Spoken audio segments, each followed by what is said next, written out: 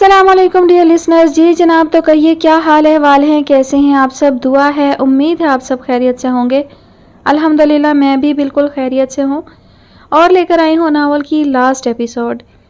Novel کا نام ہے میری زیست کا حاصل. مصنفہ ہیں رابعہ نور. آخری قسط. کالی آندھی کے بعد مطلع بالکل صاف ہو چکا تھا. نیلا آسمان بہت روشن تھا, بالکل ان خوشیوں کی طرح جو ان کے آنگن میں اترنے والی تھیں. اس واقعہ کو 3 روز بیت چکے تھے. وجاہت احمد کی درخواست پہ شجاعت احمد کی گرفتاری کو ابھی خفیہ ہی رکھا گیا تھا. اس خبر کو میڈیا پہ چلنے نہیں دیا تھا. ویسے بھی کیس عدالت میں جانے کے بعد میڈیا ٹرائل کی ممانعت ہوتی ہے. تاہم انہوں نے حسان کو کیس سے متعلق آگاہ کر دیا تھا کہ وہ شجاعت احمد کے خلاف ایک پراسیکیوٹر کی حیثیت سے ان تمام کیسز کی پیروی کریں گے جس میں ان کے خاندان کے ایک بھی فرد کا نام شامل ہے. بی جان خاموش سی ہو کر رہ گئی تھی. اس واقعے کو انہوں نے بہت دل سے جھیلا تھا. وہ رنجیدہ تھیں کہ وہ کبھی اپنے بیٹے کے رنگ و انداز کو پہچان ہی نہیں سکی تھی. رافیہ کو ان کی کوتاہی پہ ڈانٹا بھی تھا کہ جب وہ یہ سب کچھ جانتی تھی تو انہوں نے باقی گھر والوں کو لاعلم رکھ کر اچھا نہیں کیا. دنیا سے انوکھی بہویں نوازی ہمیں خدا نے. ایک ماں کی ممتا کی تسکین کی خاطر 20 سال اکیلی تکلیف میں گزارتی رہی, اور دوسری نے شوہر کے غیر قانونی کارناموں پہ پولیس کی مدد کرنا تو اپنا فرض سمجھا, لیکن ہم سے ذکر تک کرنا مناسب نہ سمجھا. اور ایک ہمارے دیے زخم کو خاموشی سے سہتی برسا برس اس خاندان سے کٹ کر جی لی.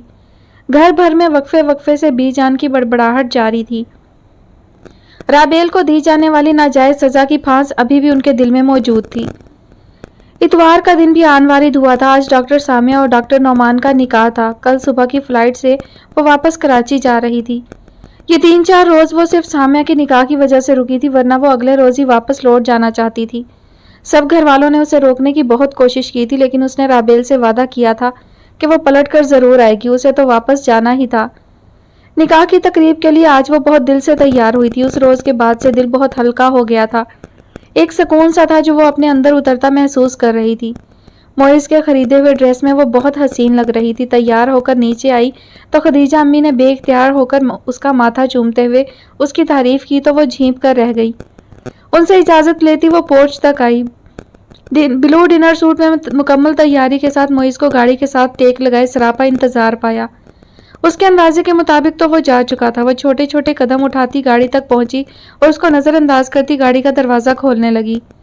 کیا مجھے لفٹ مل سکتی ہے؟ محبت بھری نرم نگاہیں اس پر ٹکائے ہوئے وہ کھڑا تھا. آپ تو اپنی گاڑی میں جانے والے تھے. تیکھی نگاہوں سے دیکھا. اس حلیے میں یوں اس کے سامنے ہونا اور خود پر جمے اس کی نگاہوں سے اسے کوفت ہو رہی تھی. وہ مسکرایا. ہاں, میں نے سوچا کہ اگر منزل ایک ہو تو سفر بھی ایک ساتھ طے کرنے میں کوئی حرج تو نہیں ہے.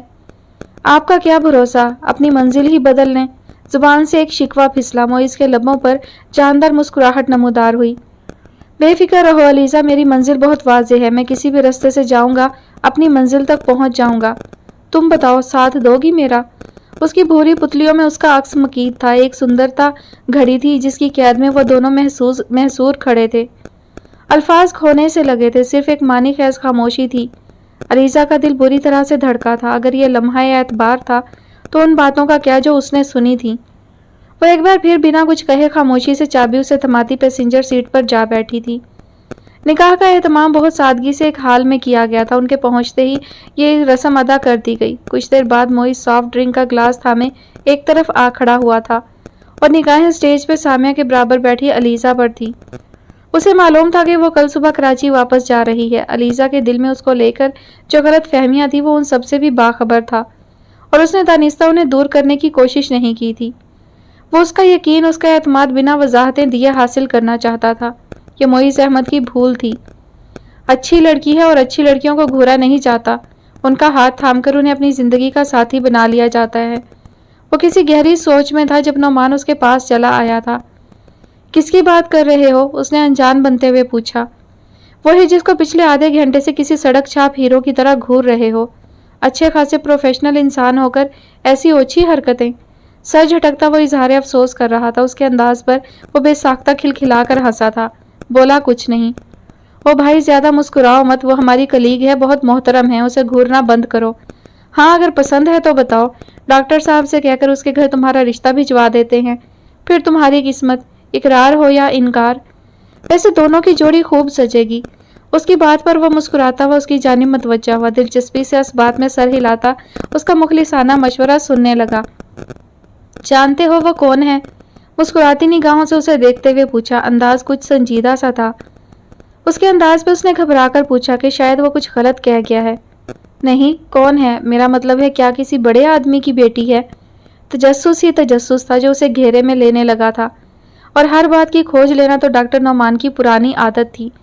وہ چند پل اس کے چہرے کو دیکھتا رہا، پھر جیسے کچھ سوچ کر گویا ہوا، ڈاکٹر معیز احمد کی بیوی ہے، اسے گھورنے کے لیے مجھے تمہاری اجازت کی ضرورت نہیں ہے۔ اس نے مسکراتے ہوئے پورے اعتماد لہجے میں اس کا اور اپنا حوالہ بتایا۔ نعمان نے بے یقینی سے پہلے اسے دیکھا اور پھر اس کے ہاتھ میں تھامے سافٹ ڈرنک کے گلاس کو۔ کبھی کبھی تم مجھے بہت حیران کر دیتے ہو معیز، بہت گہرے انسان ہو تم۔ اس بار وہ سنجیدہ تھے۔ کیا، کیوں، کیسے، کب، یہ پوچھنا بے معنی تھا کہ وہ دونوں ایک لمبے عرصہ کے ساتھی تھے۔ قسمت کی گہری چالوں کا ستایا ہوا ہوں، میری ذات کو کھوجنے کی کوشش مت کرو نعمان، الجھ کر رہ جاؤ گے۔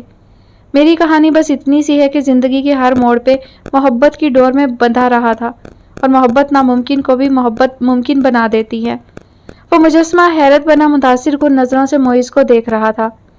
اب تم اپنی بیوی کے پاس جاؤ اور میری بیوی کو بھیج دو، ہمیں اب چلنا چاہیے، تحکمانہ اسے کہا۔ وہ اس کے انداز پر طنزیہ نظروں سے اسے دیکھ کر رہ گیا اور بہت اچھا کہتا ہوا پلٹ گیا۔ کچھ دیر بعد وہ اجازت لیتے واپسی کے لیے نکل آئی۔ اس بار ان کی منزل ایک ہی تھی، وہ ایک ہی رستے کے مسافر تھے۔ میرا ساتھ دینے کا شکریہ علیزہ، تمہاری امید کے برعکس میں نے اپنی منزل نہیں بدلی۔ گاڑی سڑک پر رواں دواں تھی۔ معیز نے یوں ہی شوق سا انداز اپنائے اسے دیکھتے ہوئے کہا، اس سے کیا فرق پڑتا ہے، ایک دن سب اپنی منزل بدل لیتے ہیں۔ عام سے انداز میں کہتے اس نے اپنی نگاہیں کھڑکی سے باہر نظر آتے مناظر پر ٹکا دی۔ پانچوں انگلیاں برابر نہیں ہوتی، ایک جیسی تو ہوتی ہے، یہ ہماری فطرت میں شامل ہے معیز۔ ہم ایک جگہ زیادہ دیر رک نہیں سکتے، ہمیں نت نئے تجربے کرنا اچھا لگتا ہے۔ نئی سے نئی منزل کھوجنے میں ہمیں ایک اٹریکشن نظر آتی ہے، اور میں خود کو کسی تجربے کی بھیٹ نہیں چڑھانا چاہتی۔ سیٹ کی پشت سے ٹیک لگائے اس نے باور کروا دیا تھا کہ وہ محبت کے نام پہ ملنے والے دھوکے سے ڈرنے لگی تھی۔ معیز نے لب بھینچ کر متاسفانہ نظروں سے اسے دیکھا، وہ چاہ کر بھی اسے اس خوف سے آزاد نہیں کروا سکتا تھا۔ گاڑی ایک سگنل پہ رک چکی تھی، ایک بار پھر دونوں کے بیچ خاموشی کا پردہ حائل تھا۔ سگنل کھلنے سے کچھ دیر پہلے ایک بچہ چند پھول لیے بند شیشے کے پار آ کھڑا ہوا۔ معیز نے چونک کر اسے دیکھا، وہ شیشہ بجاتا اسے پھول خریدنے کی آفر کر رہا تھا۔ اس سے پہلے وہ شیشہ نیچے کر کے اسے پھول خریدتا، سگنل کھلا تو اسے گاڑی آگے بڑھانی پڑی۔ بچہ اپنے پھولوں سمیت پیچھے رہ گیا تھا۔ سب خیریت ہے؟ پیچھے کون ہے؟ معیز اس طرح بھی نظروں سے بار بار بیک ویو مرر سے پیچھے دیکھ رہا تھا۔ اس کی بے چینی کو محسوس کرتے ہوئے علیزہ نے بے اختیار پوچھ لیا۔ ہاں کچھ نہیں، بس اس بچے کو دیکھ کر اکبر کا خیال آ گیا، اس نے سادہ سا لہجہ اپنائے ہوئے کہا۔ علیزہ نے چونک کر خوشگوار حیرت سے اسے دیکھا۔ آپ کو ابھی تک وہ یاد ہے؟ اس نے استفہامیہ پوچھا۔ وہ حیران ہوئی تھی۔ بس یوں ہی کبھی کبھی خیال آ جاتا ہے، گاڑی چلاتے اس نے رسانیت سے کہا۔ آپ ملنا چاہیں گے اس سے؟ ایک امید تھی اس کے لہجے میں، جیسے وہ چاہتی ہو کہ وہ اس سے ملے۔ اس بار معیز نے چونک کر اسے دیکھا۔ اس کی متحیرانہ نگاہوں کو محسوس کرتی وہ بولی، یہاں سے دائیں موڑ لیں۔ وہ مسکرائی تھی، اس کی مسکراہٹ بہت آسودہ تھی۔ وہ اب اسے ایڈریس سمجھانے لگی تھی۔ ان کی منزل بدلنے لگی تھی، لیکن اس سفر میں بھی وہ ایک دوسرے کے ہم سفر ہی تھے۔ چند ہی منٹوں کے بعد وہ ایک خوبصورت سی فلاور شاپ کے باہر کھڑے تھے۔ وہ باہر نکل آئی، معیز نے بھی اس کی پیروی کی۔ انہیں دیکھ کر اندر سے 14 سالہ اکبر تیزی سے باہر آیا اور گرم جوشی سے علیزہ سے ملنے لگا۔ ایک پل کے لیے تو وہ اسے پہچان بھی نہیں سکا تھا۔ اس کا لہجہ، اس کا لباس سب بدل چکا تھا۔ وہ کچھ فاصلے پہ کھڑا تعجب سے انہیں دیکھ رہا تھا جب اس نے علیزہ کو کہتے سنا، دیکھو آج تم سے ملنے کون آیا ہے۔ علیزہ نے اس کی توجہ معیز کی جانب مبذول کروائی۔ وہ بے حد خوش ہو کر اس کی جانب بڑھا اور خیریت معلوم کرتا اسے اپنی دکان کے اندر لے آیا۔ علیزہ باہر کھڑی رہ گئی تھی۔ ارے واہ اکبر، تمہاری شاپ کا تو مجھے علم ہی نہیں تھا۔ وہ چھوٹی سی دکان بے شمار قسم کے پھولوں سے لدی ہوئی تھی۔ معیز کے متاثر کن انداز پر وہ چند پل اسے دیکھتا رہ گیا۔ معیز سر، بس ایک پری میری زندگی میں آئی تھی، زندگی کی کایا ہی بدل گئی۔ اماں کہتی ہیں پریاں صرف قسمت والوں کو نظر آتی ہیں۔ اب اماں کو کون سمجھائے، میری تو روز اس پری سے ملاقات ہوتی ہے۔ معیز نے چونک کر اسے دیکھا، وہ جانتا تھا وہ کس پری کی بات کر رہا ہے۔ وہ ہلکا سا مسکرا دیا، اسے تو اب اس پری سے عشق سا ہونے لگا تھا۔ وہ واپسی کے لیے پلٹنے ہی لگا تھا کہ اکبر ایک پھول تھامے اس کی جانب چلا آیا۔ معیز سر یہ لیتے جائیں، یہ پاکستان کا سب سے نایاب پھول ہے، بلوچستان کے پہاڑوں سے ملتا ہے، رکھ لیں۔ نایاب پھول اور نایاب لوگ قسمت والوں کو ہی ملتے ہیں۔ وہ سنجیدہ لہجے میں کہہ رہا تھا اور جو وہ کہنا چاہتا تھا وہ سمجھ رہا تھا۔ معیز احمد تو قسمت کا دھنی تھا کہ اسے زندگی میں نایاب انسان اور نایاب پھول دونوں مل گئے تھے۔ جانے کتنے گھنٹے بیت گئے تھے، ایک نومولود سی صبح طلوع ہو چکی تھی، سورج کی کرنیں رات کی تاریکی کو چیرتی اب پھوٹنے کے قریب تھی۔ ٹیرس میں کرسی پر بیٹھے معیز احمد کی رات آنکھوں میں کٹی تھی، ایک غم جانگزا تھا جو روح تک سرایت کر چکا تھا۔ وہ رات کے ہی ڈنر سوٹ میں ملبوس میز پر ٹانگیں پھیلائے ہوئے بیٹھا تھا، ساتھ کی کرسی پہ کوٹ اتار کر رکھا ہوا تھا اور سفید شرٹ کی آستین کوہنیوں تک چڑھا رکھی تھی۔ آج دوپہر 12 بجے کی فلائٹ سے وہ یہاں سے جانے والی تھی۔ اس کا یوں بنا کچھ کہے بنا کچھ سنے لوٹ جانا ٹیرس پر بیٹھے معیز احمد کو ایک نافہم خوف میں مبتلا کرنے لگا تھا۔ ایک الجھن تھی جو سلجھائے نہیں سلجھ رہی تھی، بے چینی ہی بے چینی تھی جو دل و دماغ پر طاری تھی۔ انسان کی فطرت میں ایک اتاولا پن ہوتا ہے، وہ امید کا دامن بھی اسی امید پر تھامتا ہے کہ کوئی اسے ایگزیکٹ تاریخ بتا دے کہ کب کیسے کس صورت اس کی مراد بر آئے گی۔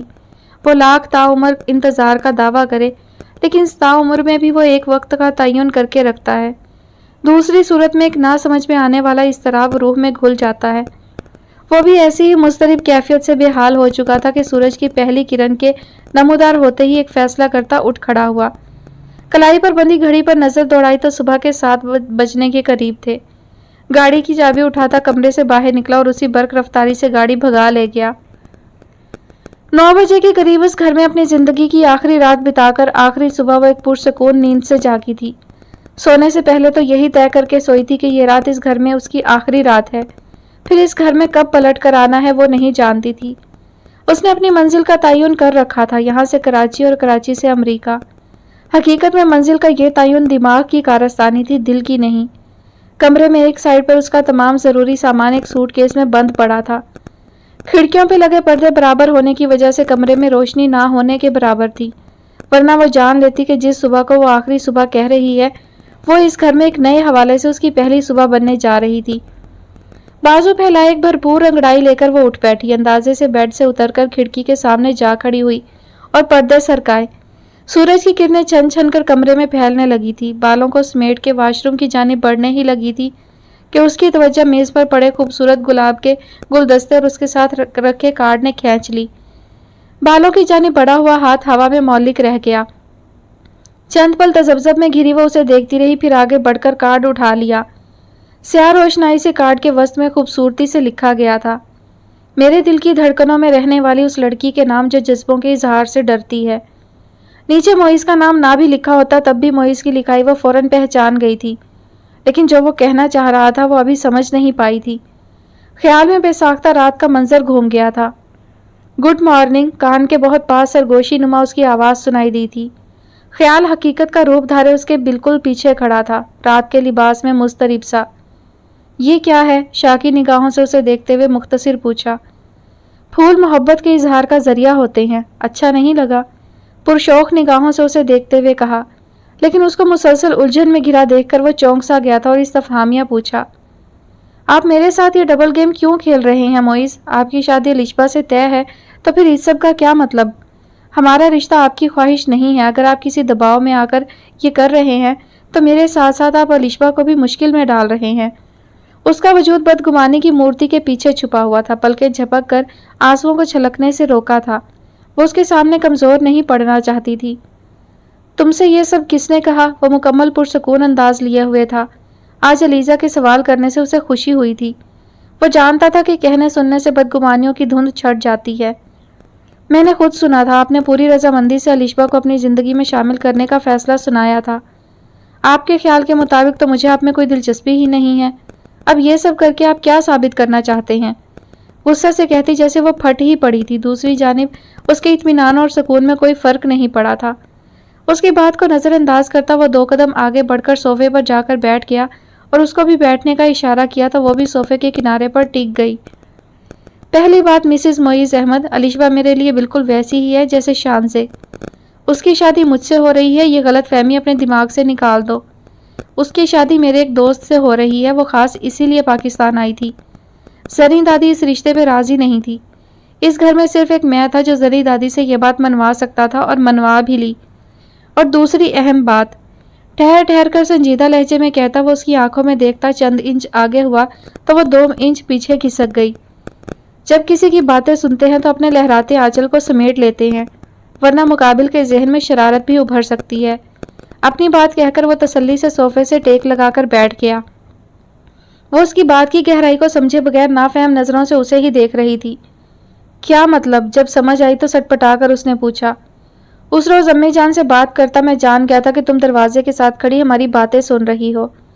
علیشبہ سے متعلق بات کرنے پہ تمہارا جلنا بھوننا، تمہارا مجھ سے نظریں چرانا، چوری چوری مجھے دیکھنا، تمہارے چہرے کے بدلتے رنگ، مجھے سب دکھائی دے رہا تھا۔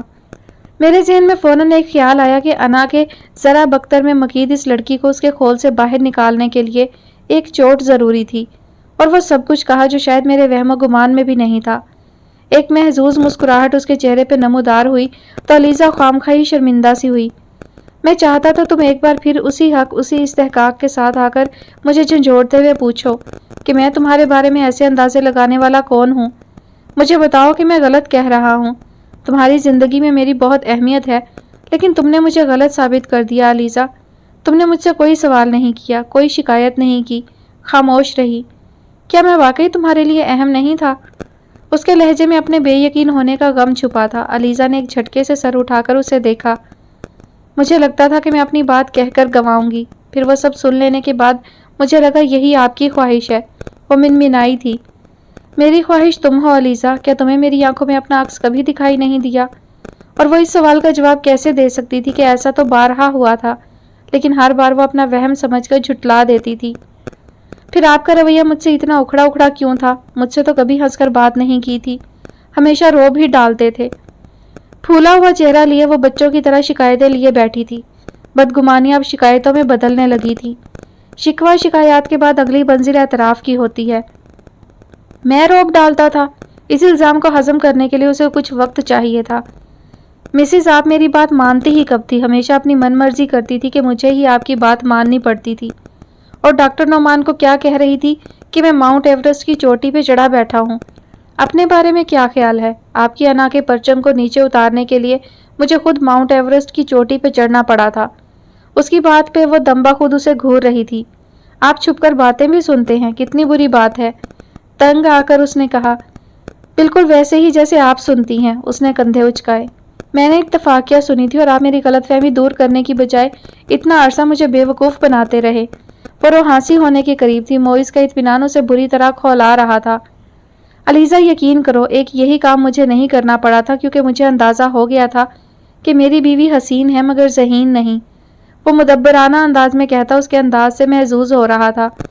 میں آپ کی بیوی نہیں ہوں، مجھے زندگی آپ کے ساتھ گزارنی ہے یا نہیں، ابھی میں نے ایسا کوئی فیصلہ نہیں کیا۔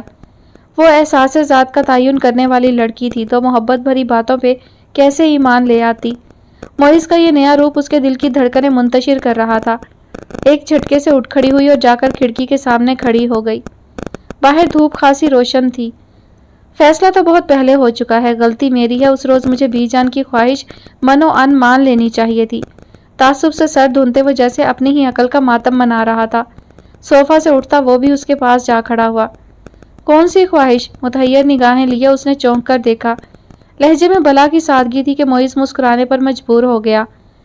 بی جان چاہتی تھی کہ علیشبہ کے نکاح والے دن ہمارے ولیمہ کی دعوت بھی دے دینی چاہیے، لیکن میں چاہتا تھا کہ تم پرسکون ہو کر اس رشتے کے بارے میں سوچو، اسی لیے ان سے چند ماہ کا وقت مانگا تھا۔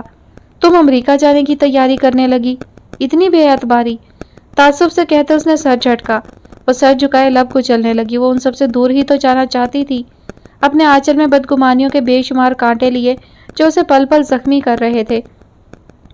میری محبت تو بہت پاکیزہ تھی علیزہ، کبھی اظہار اس لیے نہیں کیا کہ میں چاہتا تھا کہ تم میری محبت کی شدت کو محسوس کرو، لیکن یہ میری غلط فہمی تھی۔ وہ سر جھکائے خاموش کھڑی رہی۔ اظہار ضروری تھا، اس کی آواز میں ایک عجیب سا تاثر تھا۔ علیزہ نے سر اٹھا کر اسے دیکھا۔ وہ محبت پاش نظروں سے اسے ہی دیکھ رہا تھا۔ مجھے تم سے محبت ہے علیزہ، تم میری زندگی کا وہ انمول تحفہ ہو جسے میں کسی بھی قیمت پر کھونا نہیں چاہتا۔ اپنی زندگی میں شامل ہونے والی اس لڑکی پہ مجھے فخر ہے جسے اپنی خودداری اور وقار سے بڑھ کر کچھ عزیز نہیں ہے، جس کا دل بہت خوبصورت ہے، دھیمے لہجے میں کہتا وہ اس کی دھڑکنوں کو بڑھا گیا تھا۔ یہ اظہار کا لمحہ تھا اور وہ اظہار ہی کر رہا تھا۔ اپنے جذبوں کے قیمتی موتیوں سے اس کا دامن بھر رہا تھا۔ اس کی آنکھوں کے رنگ اسے زندگی دینے لگے تھے۔ اس نے سٹپٹا کر پلکیں جھکا لیں۔ معیز نے آگے بڑھ کر اس کا ہاتھ تھاما۔ یہ تمہیں یاد دلاتی رہے گی کہ میں منزل بدل لینے والوں میں سے نہیں ہوں۔ میری زندگی کے ہر سفر کی ہم سفر تم ہی ہوگی۔ اس بار اس کی سانس تھم سی گئی تھی۔ نازک الماس اس کے بائیں ہاتھ کی تیسری انگلی میں جگمگانے لگا تھا۔ علیزہ نے عارضی خوشیوں کے لیے وقتی سہارے نہیں ڈھونڈے تھے، اپنے جذبے، اپنی خودداری کو بے مول نہیں کیا تھا۔ دل دکھا تھا، ٹیسیں بھی اٹھی تھی۔ وہ سیدھے راستے کی مسافر تھی۔ اس سفر کی منزل اتنی حسین ہوگی یہ تو اس نے سوچا ہی نہیں تھا۔ معیز کا خوبصورت اعتراف اسے اپنی ہی نظروں میں معتبر کر گیا تھا۔ اس کی چاہت اس کے ساتھ کی مطمئنی بنی کھڑی تھی۔ اس سے زیادہ کی تو اسے خواہش بھی نہیں تھی۔ سرخ روئی کے خیال سے اس کی آنکھیں بھیگنے لگی تھی۔ اگر آپ کو لگتا ہے کہ اس سب کے بعد میں امریکہ نہیں جاؤں گی تو یہ آپ کی بھول ہے۔ اظہار آج بھی اس کے لیے مشکل تھا، اسی لیے ناک سکوڑے ایک سانس اندر کھینچی اور نم آنکھیں لیے مسکراتے ہوئے خوبصورتی سے بات بدل گئی۔ وہ اس کی بات بدل لینے والی حرکت کو محسوس کرتا، سر پیچھے جھٹکتا، بے ساختہ کہکہا لگا کر ہنسا تھا۔ اس کی ہنسی کی آواز میں علیزہ کی ہنسی کی کھنک بھی شامل ہو گئی تھی۔ بدگمانیوں کی دھند چھٹ چکی تھی۔ دھندلکے کے پار نئی صبح بہت البیلی اور روشن تھی۔ رشتوں کا مان اور پیار اس کا نصیب بنا کھڑا تھا۔ اب اسے یہاں سے کہیں جانے کی ضرورت نہیں تھی۔ وہ کیوں کر ان محبت بھرے رشتوں سے چھپتی؟ ہم نے بار بار روکا، ہماری ایک نہیں مانی۔ معیز بھائی نے ایک بار کہا، آپ فوراً رک گئی۔ صحیح کہتے ہیں، محبت میں بہت طاقت ہوتی ہے۔ دروازے کے فریم میں شانزیں منہ بسورے کھڑی تھی۔ بیڈ پر اٹیچی کیس کھلا پڑا تھا اور علیزہ اس سے اپنا تمام سامان نکال کر ایک بار پھر الماری میں سیٹ کر رہی تھی۔ معیز کے کہنے پہ اس نے کراچی جانے کا ارادہ کچھ عرصہ کے لیے مؤخر کر دیا تھا۔ معیز کا خیال تھا کہ وہ ابھی مما اور پاپا کو کچھ وقت تنہا گزارنے دے، کہ وہ بنا کسی دباؤ اور سمجھوتے کے صرف اپنے اور پاپا کی ذات کے بارے میں سوچ سکیں، اس تعلق کے بارے میں سوچیں جو آج بھی ان کے درمیان موجود ہے لیکن اس پر ماضی کی دھول پڑ چکی ہے۔ اپنے وجود میں دبی گمشدہ محبت کا سراغ لگا سکے کہ محبت مرتی کبھی نہیں ہے، وقت کی گرد آلود تہ میں دب جاتی ہے اور اسے کھرچنے کے لیے بھی کچھ وقت درکار ہوتا ہے، اور علیزہ کو انہیں یہ وقت دینا ہوگا۔ اس کا خیال کوئی ایسا غلط بھی نہیں تھا۔ شانزے کو جب اس بات کا علم ہوا کہ وہ معیز کے کہنے پر رکی ہے تو وہ ناراض سی اس کی کلاس لینے آ کھڑی ہوئی تھی۔ علیزہ خاموشی سے اس کی طنزیہ گفتگو سن رہی تھی۔ اس کے دائیں گال میں پڑنے والے گڑھے کی گہرائی سے اندازہ لگایا جا سکتا تھا کہ وہ مسکراہٹ دبائے اس کی ناراضگی سے ہز اٹھا رہی ہے۔ سیاہ آنکھیں آج معمول سے زیادہ چمکدار تھیں۔ بائیں ہاتھ کی تیسری انگلی میں پہنا نازک سا الماس نامحسوس انداز میں کوسے قزح کے ساتوں رنگ بکھیرتا دیکھنے والوں کو مبہوت کر رہا تھا۔ اگر اپنی پیکنگ ان پیک کر لی ہو تو عالیان کو دیکھ لیجئے گا، وہ 2 دن سے سخت پریشان ہے۔ اپنی بات کو نظر انداز ہوتا دیکھ کر وہ پیر پٹکتی ہوئی باہر نکل گئی۔ اس خبر پہ علیزہ نے قدرے چونک کر دروازے کی سمت دیکھا، وہ جا چکی تھی۔ پھر کچھ سوچ کر بیڈ پر بکھرا سامان یوں ہی چھوڑ کر اس کے پیچھے بھاگی۔ مجھے نہیں کھانا، تم جاؤ یہاں سے شان سے۔ کمرے کی لائٹ صاف تھی، پردے کی ہلکی سی جھری سے آتی روشنی سے دیکھا جا سکتا تھا کہ وہ اوندھے منہ بیڈ پر لیٹا ہوا تھا۔ شانزے شاید اسے کھانے کا کہہ رہی تھی کہ قریبی میز پر کھانے سے بھری ایک ٹرے رکھی تھی جو نہ جانے کب سے یوں ہی رکھی ہوئی تھی۔ کھانے سے کیوں ناراض کی ہے؟ کندھے سے پکڑ کر اسے سیدھا کرنے کی کوشش میں وہ اسے جھنجھوڑ رہی تھی۔ علیزہ خاموشی سے دروازے کو ہلکا سے دھکیل کر اندر داخل ہوئی اور دروازے کے ساتھ ہی دیوار کے ساتھ بازو سینے پر باندھے ٹیک لگا کر کھڑی ہو گئی۔ کھانے سے ناراض نہیں ہوں، خود سے ہوں، پاپا سے ہوں۔ میں اس سب کے لیے پاپا کو کبھی معاف نہیں کروں گا۔ تم جاؤ شانزے، مجھے اکیلا چھوڑ دو۔ آزردہ لہجے میں کہتا اس لمحے جیسے وہ خود اذیتی کا اسیر لگا۔ علیزہ نے ہاتھ بڑھا کر کمرے کی لائٹ جلا دی۔ کمرہ روشن ہوا تو وہ غصے سے چلانے ہی لگا تھا کہ سامنے علیزہ کو کھڑا دیکھ کر شرمندہ سا ہوتا فوراً اٹھ کر بیٹھا۔ ضبط کی شدت سے آنکھیں سرخ ہو رہی تھیں۔ وہ بھی بیڈ پر اس کے قریب بیٹھ گئی۔ متعجب نگاہوں سے اس کا بکھرا بکھرا سا حلیہ دیکھا۔ وہ 2 روز پہلے کے لباس میں ملبوس تھا۔ بکھرے بال نہ جانے کتنی دیر سے اس نے کھانا نہیں کھایا تھا اور پانی کا ایک گھونٹ حلق سے نہیں اتارا تھا۔ اس کی حالت علیزہ کے لیے قابل تشویش تھی۔ عالیان، کیا ضروری ہے کہ ہم ساری عمر ایک دوسرے سے ناراض ہی رہیں؟ اپنی غلطیوں کے لیے ایک دوسرے کو مورد الزام ٹھہراتے رہیں؟ کیا ایسا نہیں ہو سکتا کہ ہم ماضی کی ساری تلخیاں، ساری رنجشیں بھلا کر ایک نئے آشیانہ کی اساس رکھیں جس کی چھت محبت کے مضبوط ستونوں پہ کھڑی ہو؟ اعتبار کی اونچی اونچی دیواریں اس گھروندے کا پہرا دیتی ہوں، اس میں یقین کی روشن کھڑکیاں ہوں اور تاحد نگاہ تک خوشیوں کا گلستاں ہو۔ وہ اس کے بال سنوارتے ایک بڑی بہن کی طرح اسے سمجھا رہی تھی۔ وہ یکٹک اسے دیکھ رہا تھا، نادم سا۔ وہ علیزہ سے ہمیشہ خفا خفا ہی تو رہا تھا۔ کیا ہم ماضی کی تلخ یادوں کے آسیب سے چھٹکارا نہیں پا سکتے؟ پاپا نے صحیح کیا، غلط کیا، بھول جاؤ، ہمیں آگے بڑھنا ہے، بیتے دنوں کو بھلا کر ایک ہو کر جینا ہے، ایک فیملی کی طرح۔ کیا تم ہماری فیملی بنو گے؟ وہ اس کے ہاتھ کو اپنے دونوں ہاتھوں میں چھپائے ایک نئی زندگی کی نوید سنا رہی تھی۔ خوشیاں بھرے آشیانے کی امید دکھاتی وہ اسے اپنی ماں کا ہی عکس لگ رہی تھی۔ مما مجھے کبھی معاف نہیں کریں گی، میں آپ سے بھی بدتمیزی کرتا رہا، وہ شرمندہ شرمندہ سا سر جھکائے کہہ رہا تھا۔ مجھے تو تم چھوڑ ہی دو، میں تم سے ناراض نہیں تھی عالیان، تم میرے بھائی ہو، اللہ کی طرف سے سب سے خوبصورت تحفہ۔ رشتوں میں بدگمانیاں نہیں ہوتی، وقتی ناراضگیاں ہوتی ہیں، مجھے تم سے وہ بھی نہیں ہے۔ ہاں مما سے بات کر لو، وہ تمہارے فون کا ویٹ کر رہی ہوں گی۔ میرا یقین کرو، وہ ہماری ماں ہیں، وہ تم سے کبھی ناراض نہیں ہو سکتی۔ وہ مضبوط انداز اپنائے ہوئے کہہ رہی تھی، ہمیشہ کی طرح لہجہ میں ایک روب تھا، قطعیت تھی۔ مما سے بات کر لو، وہ لائن پہ ہیں اور تم سے بات کرنا چاہتی ہیں۔ اس سے قبل وہ کچھ سوچتا شانزے نے اس آشیانے کی بنیاد کی پہلی اینٹ رکھ دی تھی۔ وہ رابیل سے بات کرتی مسکراتی آنکھیں لیے فون اسے تھما رہی تھی۔ علیزہ بھی آس بھری نگاہوں سے اسے ہی دیکھ رہی تھی۔ تذبذب میں گرفتار عالیان نے جیسے کچھ سوچتے ہوئے فون تھام لیا، چہرے پر ایک اطمینان سا بکھر گیا تھا۔ رابیل کے آشیانہ کا وہ تائرک اپنے گھر پلٹ آنا چاہتا تھا، رابیل کو ہی آگے بڑھ کر اسے اپنے پروں میں چھپانا تھا، اسے وہ محبت اور مان دینا تھا جو اس کا حق تھا۔ اسے معافی تلافی کروانا یا شرمندہ کرنا انہیں ہرگز مقصود نہیں تھا۔ وہ ان کے آنگن کا پھول تھا اور مرجھایا ہوا پھول کسے اچھا لگتا ہے۔ 3 ماہ بعد سینٹورس مال کی ایک آئس کریم شاپ میں وہ دونوں آمنے سامنے بیٹھے ہوئے تھے۔ ریتا کے چہرے پہ تفکر اور شدید پریشانی کے آثار تھے۔ اپنی پریشانی میں وہ آج سامنے رکھی آئس کریم کو بالکل فراموش کر چکی تھی، جبکہ اشر ہونٹوں پر دل چلانے والی مسکراہٹ لیے مگن انداز میں اپنے کپ پر جھکا ہوا تھا۔ 3 ہفتے قبل رزلٹ آنے کے بعد وہ اپنی یونیورسٹی کو خیر بات کہہ چکے تھے۔ اب ان کی واحد مصروفیت انگلینڈ کی یونیورسٹی سے متعلق معلومات جمع کرنا اور انٹری ٹیسٹ کے لیے فارم جمع کروانا تھا۔ اشر تم نے واقعی بی جان کے کہنے پر میرا فارم جمع نہیں کروایا؟ تم ایسا کیسے کر سکتے ہو؟ وہ سراسیمہ نگاہوں سے اسے ہی دیکھ رہی تھی۔ وہ اسے ایک انتہائی بری خبر سنا کر اب انتہائی مطمئن بیٹھا تھا۔ بی جان کا کہنا ہے کہ ہمارے خاندان کی بہویں پڑھنے کے لیے باہر نہیں جاتی۔ وہ مسلسل ایک کے بعد ایک چمچ بھرتا منہ میں رکھ لیتا، لاپرواہی سے کہتا اس کا سکون و چین برباد کر رہا تھا۔ بقول اشر کے وہ اپنا فارم جمع کروا چکا ہے اور بی جان کے حکم پہ اس کا فارم نہیں بھیجا گیا۔ ریتا اس خبر پر پریشان تھی۔ بی جان گھر کی بڑی تھی، وہ ان کا فیصلہ ٹال بھی نہیں سکتی تھی۔ تم مجھے یہ بات اب بتا رہے ہو؟ یہ بات تم مجھے نکاح سے پہلے بھی بتا سکتے تھے۔ حیرت کا پتلا بنی وہ اسے گھور رہی تھی۔ اس کا بس نہیں چل رہا تھا کہ ایسی خبر سنانے پہ وہ اسے اسی شاپنگ مال کی 3ری منزل سے نیچے پھینک دیتی۔ پہلے بتا دیتا تو کیا ہوتا؟ اس کے انداز میں ابھی بھی کوئی فرق نہیں آیا تھا۔ آئس کریم سے بھرا ایک اور چمچ منہ میں رکھتے ہوئے بولا، میں کم از کم یہ نکاح پوسٹ پون کروا دیتی، لیکن پڑھنے کے لیے باہر تو جا سکتی تھی۔ اس بار اس کے ہاتھوں کے طوطے چڑیاں سب اڑ گئے تھے۔ منہ میں رکھی آئس کریم کا ذائقہ یکدم ہی کڑوا محسوس ہونے لگا تھا، جسے وہ نہ نگل سکتا تھا نہ اگل سکتا تھا۔ بالآخر ضبط کر کے میٹھی آئس کریم کا کڑوا ذائقہ حلق سے نیچے اتارا۔ تم باہر ایجوکیشن کے لیے مجھے چھوڑ دیتی؟ آنکھیں تحیر سے پھیلی اور لہجے میں بے یقینی تھی۔ ہاں، اسی ہائر سٹڈیز کے لیے تم بھی مجھے چھوڑ کر جا رہے ہو نا؟ جل کر کہتے اس نے منہ پھیر لیا۔ رہ کر سارے پلانز یاد آ رہے تھے۔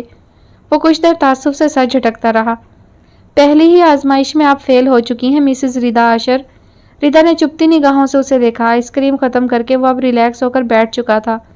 عادت کے برخلاف وہ بالکل خاموش رہی۔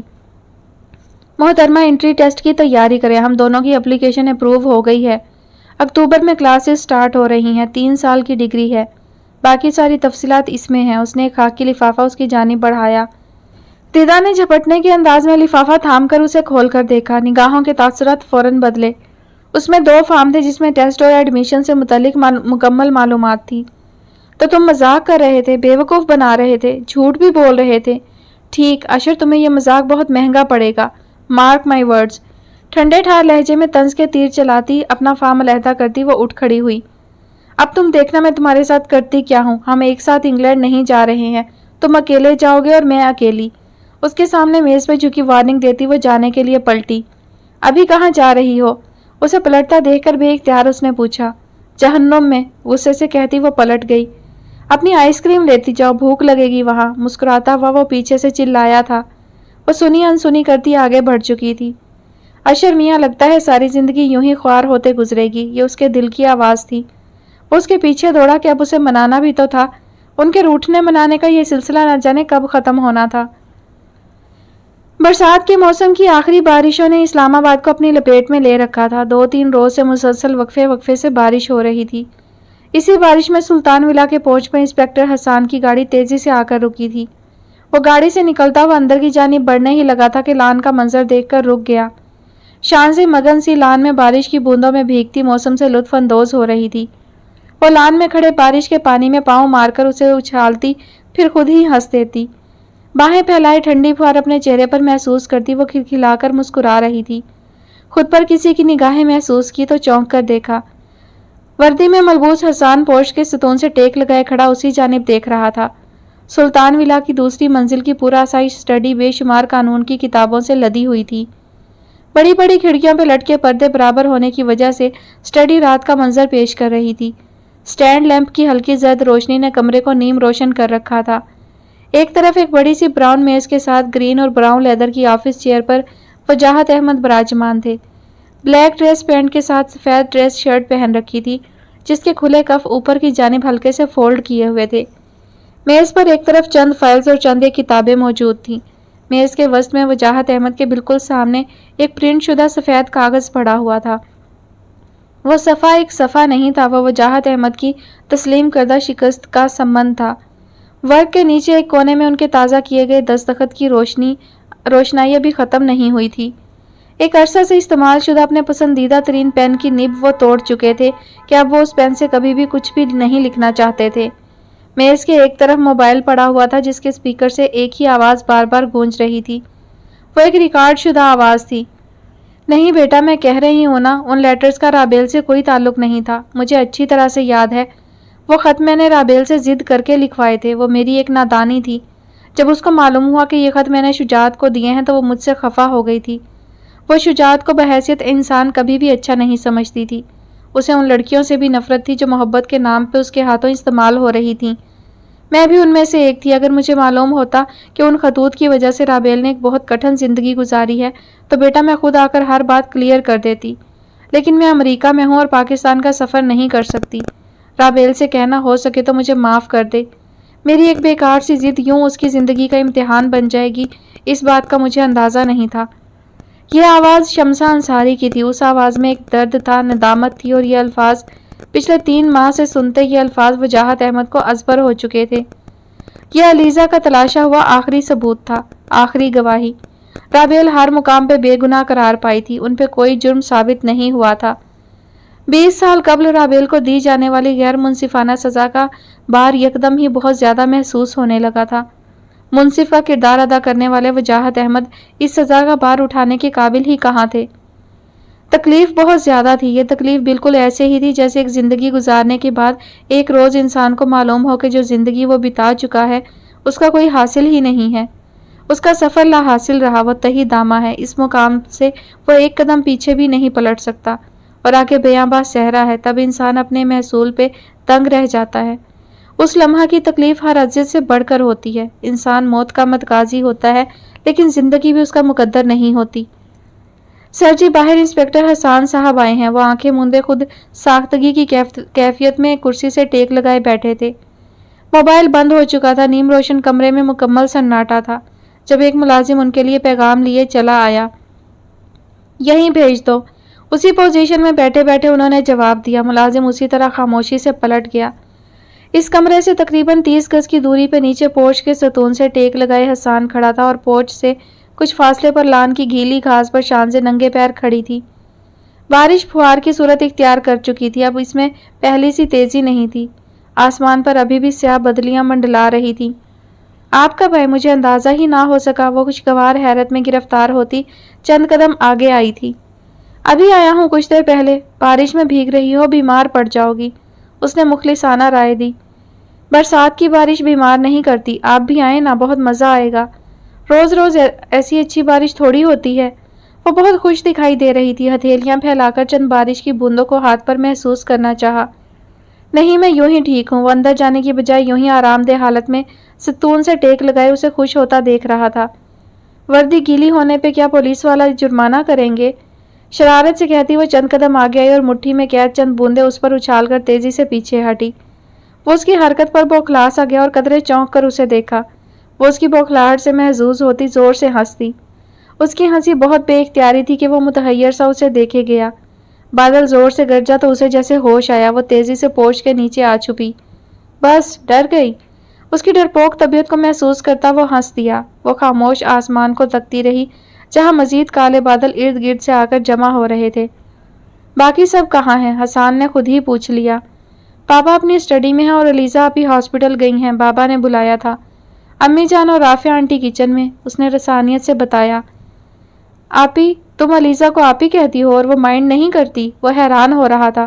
اس نے آج یہ لفظ پہلی بار اس کے لبوں سے ادا ہوتے سنا تھا۔ وہ کیوں مائنڈ کریں گی؟ اتنی اچھی تو ہیں۔ معصومانہ انداز لیے اس نے کہا۔ بہن کی برائی اس سے کچھ برداشت نہیں ہوئی تھی۔ اور میں؟ میرے بارے میں کیا خیال ہے؟ میں کیسا لگتا ہوں تمہیں؟ خلاف توقع ایک سوال پوچھا گیا تھا اور حسان کو بھی نہیں معلوم کہ کس احساس کے زیر ہو کر اس نے یہ پوچھا تھا۔ بس آج اس کا بدلا بدلا سا روپ اتنا اچھا لگا تھا کہ بے اختیار وہ یہ سوال پوچھ بیٹھا تھا۔ شانزے نے سر اٹھا کر اسے دیکھا۔ اس کی مسکراتی آنکھیں اسی پر ٹکی ہوئی تھی جس میں ہمیشہ کی طرح بے شمار جذبے بول رہے تھے۔ اس نے سراسیما ہو کر نگاہیں چرا لیں۔ میں پاپا کو بتاتی ہوں کہ آپ آ گئے ہیں، وہ کہہ کر آگے بڑھنے لگی تھی۔ شانزے، اس کی پکار پر قدم زنجیر ہوئے تھے۔ وہ رکی ضرور تھی مگر پلٹی نہیں تھی۔ وہ 2 قدم چلتا ہوا ایک بار پھر اس کے مقابل آ کھڑا ہوا۔ کیا تمہیں سوچنے کا حق اپنے نام تفویض کروا سکتا ہوں؟ شانزے نے ابرو اچکا کر حیرانی سے اسے دیکھا۔ محبت کی پہلی منزل احترام کی ہوتی ہے۔ حسان خلیل کا محبت میں احترام کا یہ عالم تھا کہ نظر بھر کر دیکھنا تو دور، وہ اسے سوچنا بھی اس کی مرضی سے چاہتا تھا۔ وہ ہاتھ باندھے کسی رعایا کی طرح اپنے دل کی ملکہ سے اجازت نامہ چاہ رہا تھا۔ کوئی بڑے بڑے دعوے، کوئی وعدے نہیں کر رہا تھا۔ مما پاپا سے پوچھ لیں۔ حسان جیسا شاندار شخص اسے اپنی ملکہ سمجھتا تھا، اس سے خوبصورت احساس کوئی نہیں تھا۔ سر جھکائے وہ سائڈ سے ہو کر نکلنے لگی کہ ایک بار پھر اس کی مسکراتی ہوئی آواز سنائی دی۔ آنے کو تو کوئی اعتراض نہیں ہوگا، انکل کو تم سنبھال لینا، اس نے شرارت سے کہتے ایک خدشہ ظاہر کیا۔ انہیں بھی کوئی اعتراض نہیں ہوگا، سنجیدہ سی کہتی وہ اندر کی جانب بڑھ گئی۔ اب اسے حسان سے مزید کچھ نہیں سننا تھا۔ حسان کی آنکھیں چمکنے لگی تھی، اس کی منزل اسے مل گئی تھی، اس کا پرفیکٹ میچ۔ ملازم اسے بلانے چلا آیا۔ وہ سرشار سا وجاہت احمد کی اسٹڈی کی جانب چل دیا۔ وہ اسی پوزیشن میں بیٹھے ہوئے تھے۔ اسے دیکھ کر سیدھے ہوئے اور بیٹھنے کا اشارہ کیا۔ خیریت معلوم کرتا وہ میز کی دوسری جانب بیٹھ گیا۔ میز پر پڑے کاغذ کو چمبے سے دیکھا مگر پوچھا کچھ نہیں۔ کل کیس کا فیصلہ متوقع ہے، وہ نہ جانے حسان کو اطلاع دے رہے تھے یا پوچھ رہے تھے۔ اس نے اس بات میں سر ہلاتے جی کہا۔ وہ چند پل اسے دیکھتے رہے۔ پچھلے 3 ماہ سے کیس عدالت میں تھا، وہ دونوں مل کر اس کیس پر کام کر رہے تھے۔ حسان اس کیس کا انویسٹیگیشن آفیسر بھی تھا، کیس سے متعلق مکمل تفتیش اسی کے ذمہ تھی۔ وجاہت احمد نے صرف ثبوت، گواہ اور دلائل عدالت میں پیش کیے تھے۔ کل اس کیس کا فیصلہ آنا تھا اور وجاہت احمد اپنی جیت پر پر امید تھے۔ اس جیت کے لیے وہ اپنا بہت کچھ کھونے جا رہے تھے۔ اس بار مدعی بھی وہ تھے اور مجرم بھی وہ خود ہی تھے۔ اس کیس کی جیت میں بھی ان کی ہار مخفی تھی۔ یہ ایک کیس نہیں تھا، ایک چناؤ تھا، رشتوں کا اور انصاف کا۔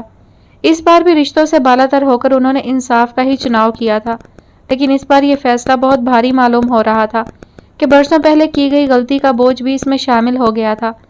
میزان کا ایک پلڑا بہت بھاری تھا۔ یہ جنگ رابیل کی بے گناہی اور شجاعت کے گناہ گار ہونے کی جنگ نہیں تھی، یہ کفارہ تھا اس گناہ کا جو ان سے انجانے میں سرزد ہوا تھا۔ ان کی غلطی گناہ بن چکی تھی جس کا کفارہ ادا کرنے میں ایک عمر تمام ہونی تھی۔ آپ فیصلے کو لے کر پریشان ہیں؟ وہ انہیں کچھ پریشان دکھائی دے رہے تھے۔ نہیں، میں جانتا ہوں فیصلہ ہمارے ہی حق میں آئے گا۔ کل عدالتی کارروائی کے بعد میں ایک پریس کانفرنس کرنا چاہتا ہوں، کیا تم اس کا انتظام کر سکتے ہو؟ پورے اسرار اور پسمردہ لہجے میں کہتے ہوئے وہ میز پر پڑے پیپر ویٹ کو اپنی 3 انگلیوں اور انگوٹھے کی مدد سے گول گول گھما رہے تھے۔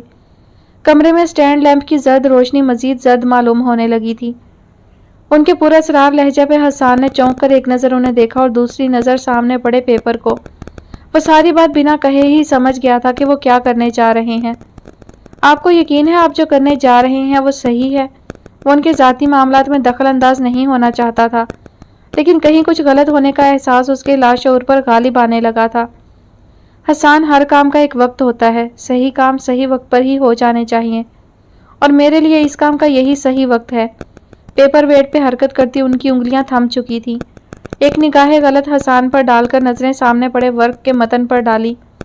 ٹھیک ہے، پریس کانفرنس کا انتظام ہو جائے گا، اگر سیکیورٹی کی ضرورت ہو تو؟ اس نے ازراہ خیال پوچھ لیا۔ نہیں، اس کی ضرورت نہیں ہے، تمہارا شکریہ، انہوں نے رسانیت سے انکار کر دیا۔ وہ سر ہلاتا اٹھ کھڑا ہوا۔ رکو ینگ مین، وہ ان سے اجازت لیتا پلٹنے ہی لگا تھا کہ انہوں نے بے اختیار اسے آواز دے کر روک لیا۔ حسان نے رخ موڑ کر سوالیہ نگاہوں سے اسے دیکھا۔ تمہارے پاس کراچی کا ایڈریس ہوگا؟ آسمان پر دو بادل زور سے آپس میں ٹکرائے تھے کہ اس کی گونج اسٹڈی میں بھی سنائی دی تھی۔ حسان نے متحیر نگاہوں سے انہیں دیکھا۔ چند لمحے سوچنے کے بعد اس نے آگے بڑھ کر خاموشی سے ایک پیپر پہ ایڈریس لکھ کر انہیں پکڑا دیا، جسے انہوں نے غور سے دیکھنے کے بعد سنبھال کر اپنے دراز میں رکھ لیا تھا۔ تمہارا ایک بار پھر شکریہ، اس امید پہ کہ یہ بات صرف تمہارے اور میرے درمیان ہی رہے گی۔ دراز بند کرتے ہوئے ان کے لہجے میں ایک تنبیہ تھی۔ ان کی بات کا مطلب سمجھ کر وہ اس بات میں سر ہلاتا باہر نکل گیا۔ وجاہت احمد کی خاموش نگاہوں نے اس کا تعاقب کیا۔ تمام ثبوت اور گواہان کے بیانات کو مد نظر رکھتے ہوئے 3 ماہ کی عدالتی کارروائی کے بعد عدالت اس فیصلے پر پہنچی ہے کہ کمرہ عدالت میں مکمل خاموشی تھی، سب سانس رو کے سن رہے تھے۔ ایک طرف بیٹھے ریڈر کی انگلیاں تیز تیز ٹائپنگ میں مصروف تھیں۔ وہ جج کا فیصلہ عدالتی فائلوں میں ہمیشہ کے لیے حرف بحرف محفوظ کر رہا تھا۔ عدالتی بینچوں میں چند لوگ موجود تھے۔ فرنٹ بینچ پر علیزہ کے ایک طرف شانزے اور دوسری طرف آریان بیٹھا ہوا تھا۔ شانزے علیزہ کے کندھے میں منہ چھپائے ہوئے تھی۔ اس نے کچھ وقت شجاعت احمد کے ساتھ گزارا تھا۔ یہ سب اس کے لیے تکلیف دہ تھا۔ علیزہ کی بے تاثر نگاہیں کٹہرے میں کھڑے شجاعت احمد پر ٹکی ہوئی تھیں۔ میڈیا کے چند نمائندے پچھلی نشستوں پر بیٹھے ہوئے تھے۔ عدالت اپنا فیصلہ سنا رہی تھی۔ شجاعت احمد پہ جعلی نکاح نامہ بنوانے اور بڑے پیمانے پہ ڈرگز ڈیلنگ کرنے اور غیر قانونی کاموں میں ملوث ہونے کا الزام ثابت ہو چکا تھا۔ ان کی وجہ سے ملک کی نوجوان نسل کو ناقابل تلافی نقصان پہنچا تھا۔ اسی جرم کی پاداش میں انہیں 2 مرتبہ عمر قید کی سزا سنائی گئی تھی۔ سلطان ابراہیم کو 2 سال قید بامشقت کی سزا ہوئی تھی کہ انہوں نے خاندان بھر کے سامنے ایک عورت پہ دانستہ تہمت لگانے اور جھوٹا نکاح نامہ دکھا کر غلط بیانی کرنے جیسے جرم تو سرزد کیا تھا، لیکن ان کے خلاف کوئی قانونی چارہ جوئی نہیں کی تھی، اس لیے وہ ایک لمبی سزا سے بچ گئے تھے۔ نکاح پر نکاح جیسے کیس میں اگر وہ پولیس میں رپورٹ لکھوانے جیسی کارروائی کرتے یا رابیل کی طرف سے اسی وقت قانونی چارہ جوئی کی جاتی اور الزام غلط ثابت ہونے کی صورت میں انہیں 7 سال قید بامشقت کی سزا ہوتی، لیکن اس کیس میں دونوں فریقین ایک لمبے عرصے تک خاموش رہے تھے۔ اسی لیے اس بات کا فائدہ سلطان ابراہیم کو پہنچا تھا اور ان کی سزا میں کچھ نرمی کی گئی تھی۔ فیصلہ سنایا جا چکا تھا۔ وجاہت احمد کا جھکا ہوا سر جھکا ہی رہ گیا تھا۔ آنکھ سے ایک آنسو ٹپک کر ان کے ہاتھ پر جا گرا تھا۔ یہ ان کی زندگی کا وہ کیس تھا جس کی جیت کی مبارکباد وہ کسی سے وصول بھی نہیں کر سکتے تھے۔ وہ خاموشی سے سر جھکائے بیٹھے رہے، حتیٰ کہ ان کے سامنے شجاعت احمد کو پولیس ایک بار پھر واپس جیل لے جا چکی تھی۔ عدالتی احاطہ سے چند میل دور بیرسٹر وجاہت احمد کے چیمبر کے احاطہ میں میڈیا کے چند نمائندے موجود تھے۔ آج کی سب سے بڑی خبر ان کے ہاتھ میں تھی۔ بیرسٹر وجاہت احمد نے اپنا استعفیٰ پیش کرتے ہوئے خود کو ہمیشہ کے لیے اس پیشے سے الگ کر لیا تھا۔ وکلا کمیونٹی میں یہ خبر ایک ہلچل مچا گئی تھی۔ وجاہت احمد احاطہ کے وسط میں کھڑے تھے، اپنے اسی مخصوص یونیفارم میں۔ چند ایک صحافی مائک تھامے ان کے سامنے کھڑے تھے، جن کے پاس سوالات کا ایک انبار تھا۔ اس سٹیج پہ آ کر آپ نے خود کو اس پیشے سے الگ کیوں کیا، جبکہ اگلے سال بار الیکشن میں آپ کے صدر بننے کے چانسز بھی بہت زیادہ ہیں؟ کسی صحافی کی آواز انہیں دور سے سنائی دی۔ میں خود کو اس عہدے کے اہل نہیں سمجھتا۔ یہ بات کہنا ان کے لیے بہت مشکل تھی، لیکن آج وہ صرف سچ بولنا چاہتے تھے۔ سر، کیا آپ اس بات سے دل برداشتہ ہو کر استعفیٰ دے رہے ہیں کہ آپ کی وجہ سے آپ کے بھائی کو سزا ہوئی ہے؟ ہم سب نے دیکھا ہے کہ آپ نے حق کا ساتھ دیا ہے، جو کہ ایک مشکل امر تھا۔ ایک صحافی کاپی پینسل تھامے ان سے پوچھ رہا تھا۔ نہیں، میرے استعفیٰ کو اس کیس کے فیصلہ سے ہرگز مت جوڑا جائے۔ یہ کیس میرے لیے ایک عام کیس کے جیسا ہی تھا۔ میرا مقصد صرف انصاف کا ساتھ دینا تھا۔ ان کا لہجہ پورے اعتماد اور اٹل تھا۔ کچھ فاصلے پہ حسان کھڑا دکھ سے انہیں دیکھ رہا تھا۔ سر، کیا آپ یہ استعفیٰ کسی دباؤ میں آ کر دے رہے ہیں؟ اتنا اچانک استعفیٰ دینے کی کیا وجہ ہے؟ باقی کیسز کا کیا ہوگا؟ صحافیوں کے سوالات کا ایک نہ ختم ہونے والا سلسلہ تھا اور وہ رسانیت سے ان کے تمام ضروری سوالوں کے جواب دے رہے تھے۔ ٹی وی پر اس خبر کو بریکنگ نیوز بنا کر چلایا جا رہا تھا۔ کراچی کے اس اپارٹمنٹ کے سنسان لاؤنج میں گھڑی رات کے 11 بجا رہی تھی۔ باہر ہلکی ہلکی بوندا باندی ہو رہی تھی۔ ٹی وی مدھم سی آواز میں چل رہا تھا، لیکن اس کی مدھم سی آواز بھی کانوں کے پردے چیرتی ہوئی محسوس ہو رہی تھی۔ اینکر چیخ چیخ کر کہہ رہی تھی، ناظرین ہم آپ کو بتاتے چلیں، وکالت کا ایک بڑا نام بیرسٹر وجاہت احمد نے آج صبح اپنے کیس کا عدالتی فیصلہ آنے کے بعد استعفیٰ کا اعلان کرتے ہوئے ہمیشہ کے لیے خود کو اس پیشے سے الگ کر لیا ہے۔ آئندہ وہ کسی بھی کیس کی پیروی نہیں کریں گے اور کسی بھی عدالتی کارروائی میں حصہ نہیں لیں گے۔ ان کا کہنا ہے کہ یہ فیصلہ انہوں نے چند نجی وجوہات کی بنا پر کیا ہے۔ اس خبر کو ایک بار پھر نیوز بلیٹن میں دہرایا جا رہا تھا۔ وجاہت احمد کی پریس کانفرنس کی کچھ جھلکیاں بھی اس نیوز بلیٹن کا حصہ تھیں۔ صوفے پر رابیل پیروں کو سمیٹ کر بیٹھی ہوئی تھی، کندھوں پر شال اپنے مخصوص انداز میں اوڑھ رکھی تھی، ہاتھ میں کافی کا مگ تھام رکھا تھا جس میں سے بھاپ نکل رہی تھی اور نگاہیں سامنے ٹی وی پر جمی ہوئی تھیں۔ وہ بے تاثر نگاہوں سے اس خبر کو دیکھ رہی تھی۔ کس کو سزا ملی، کیسے ملی، اب انہیں فرق نہیں پڑتا تھا۔ ان کا دل اب سخت ہو چکا تھا، ان کا ذہن بالکل خالی تھا۔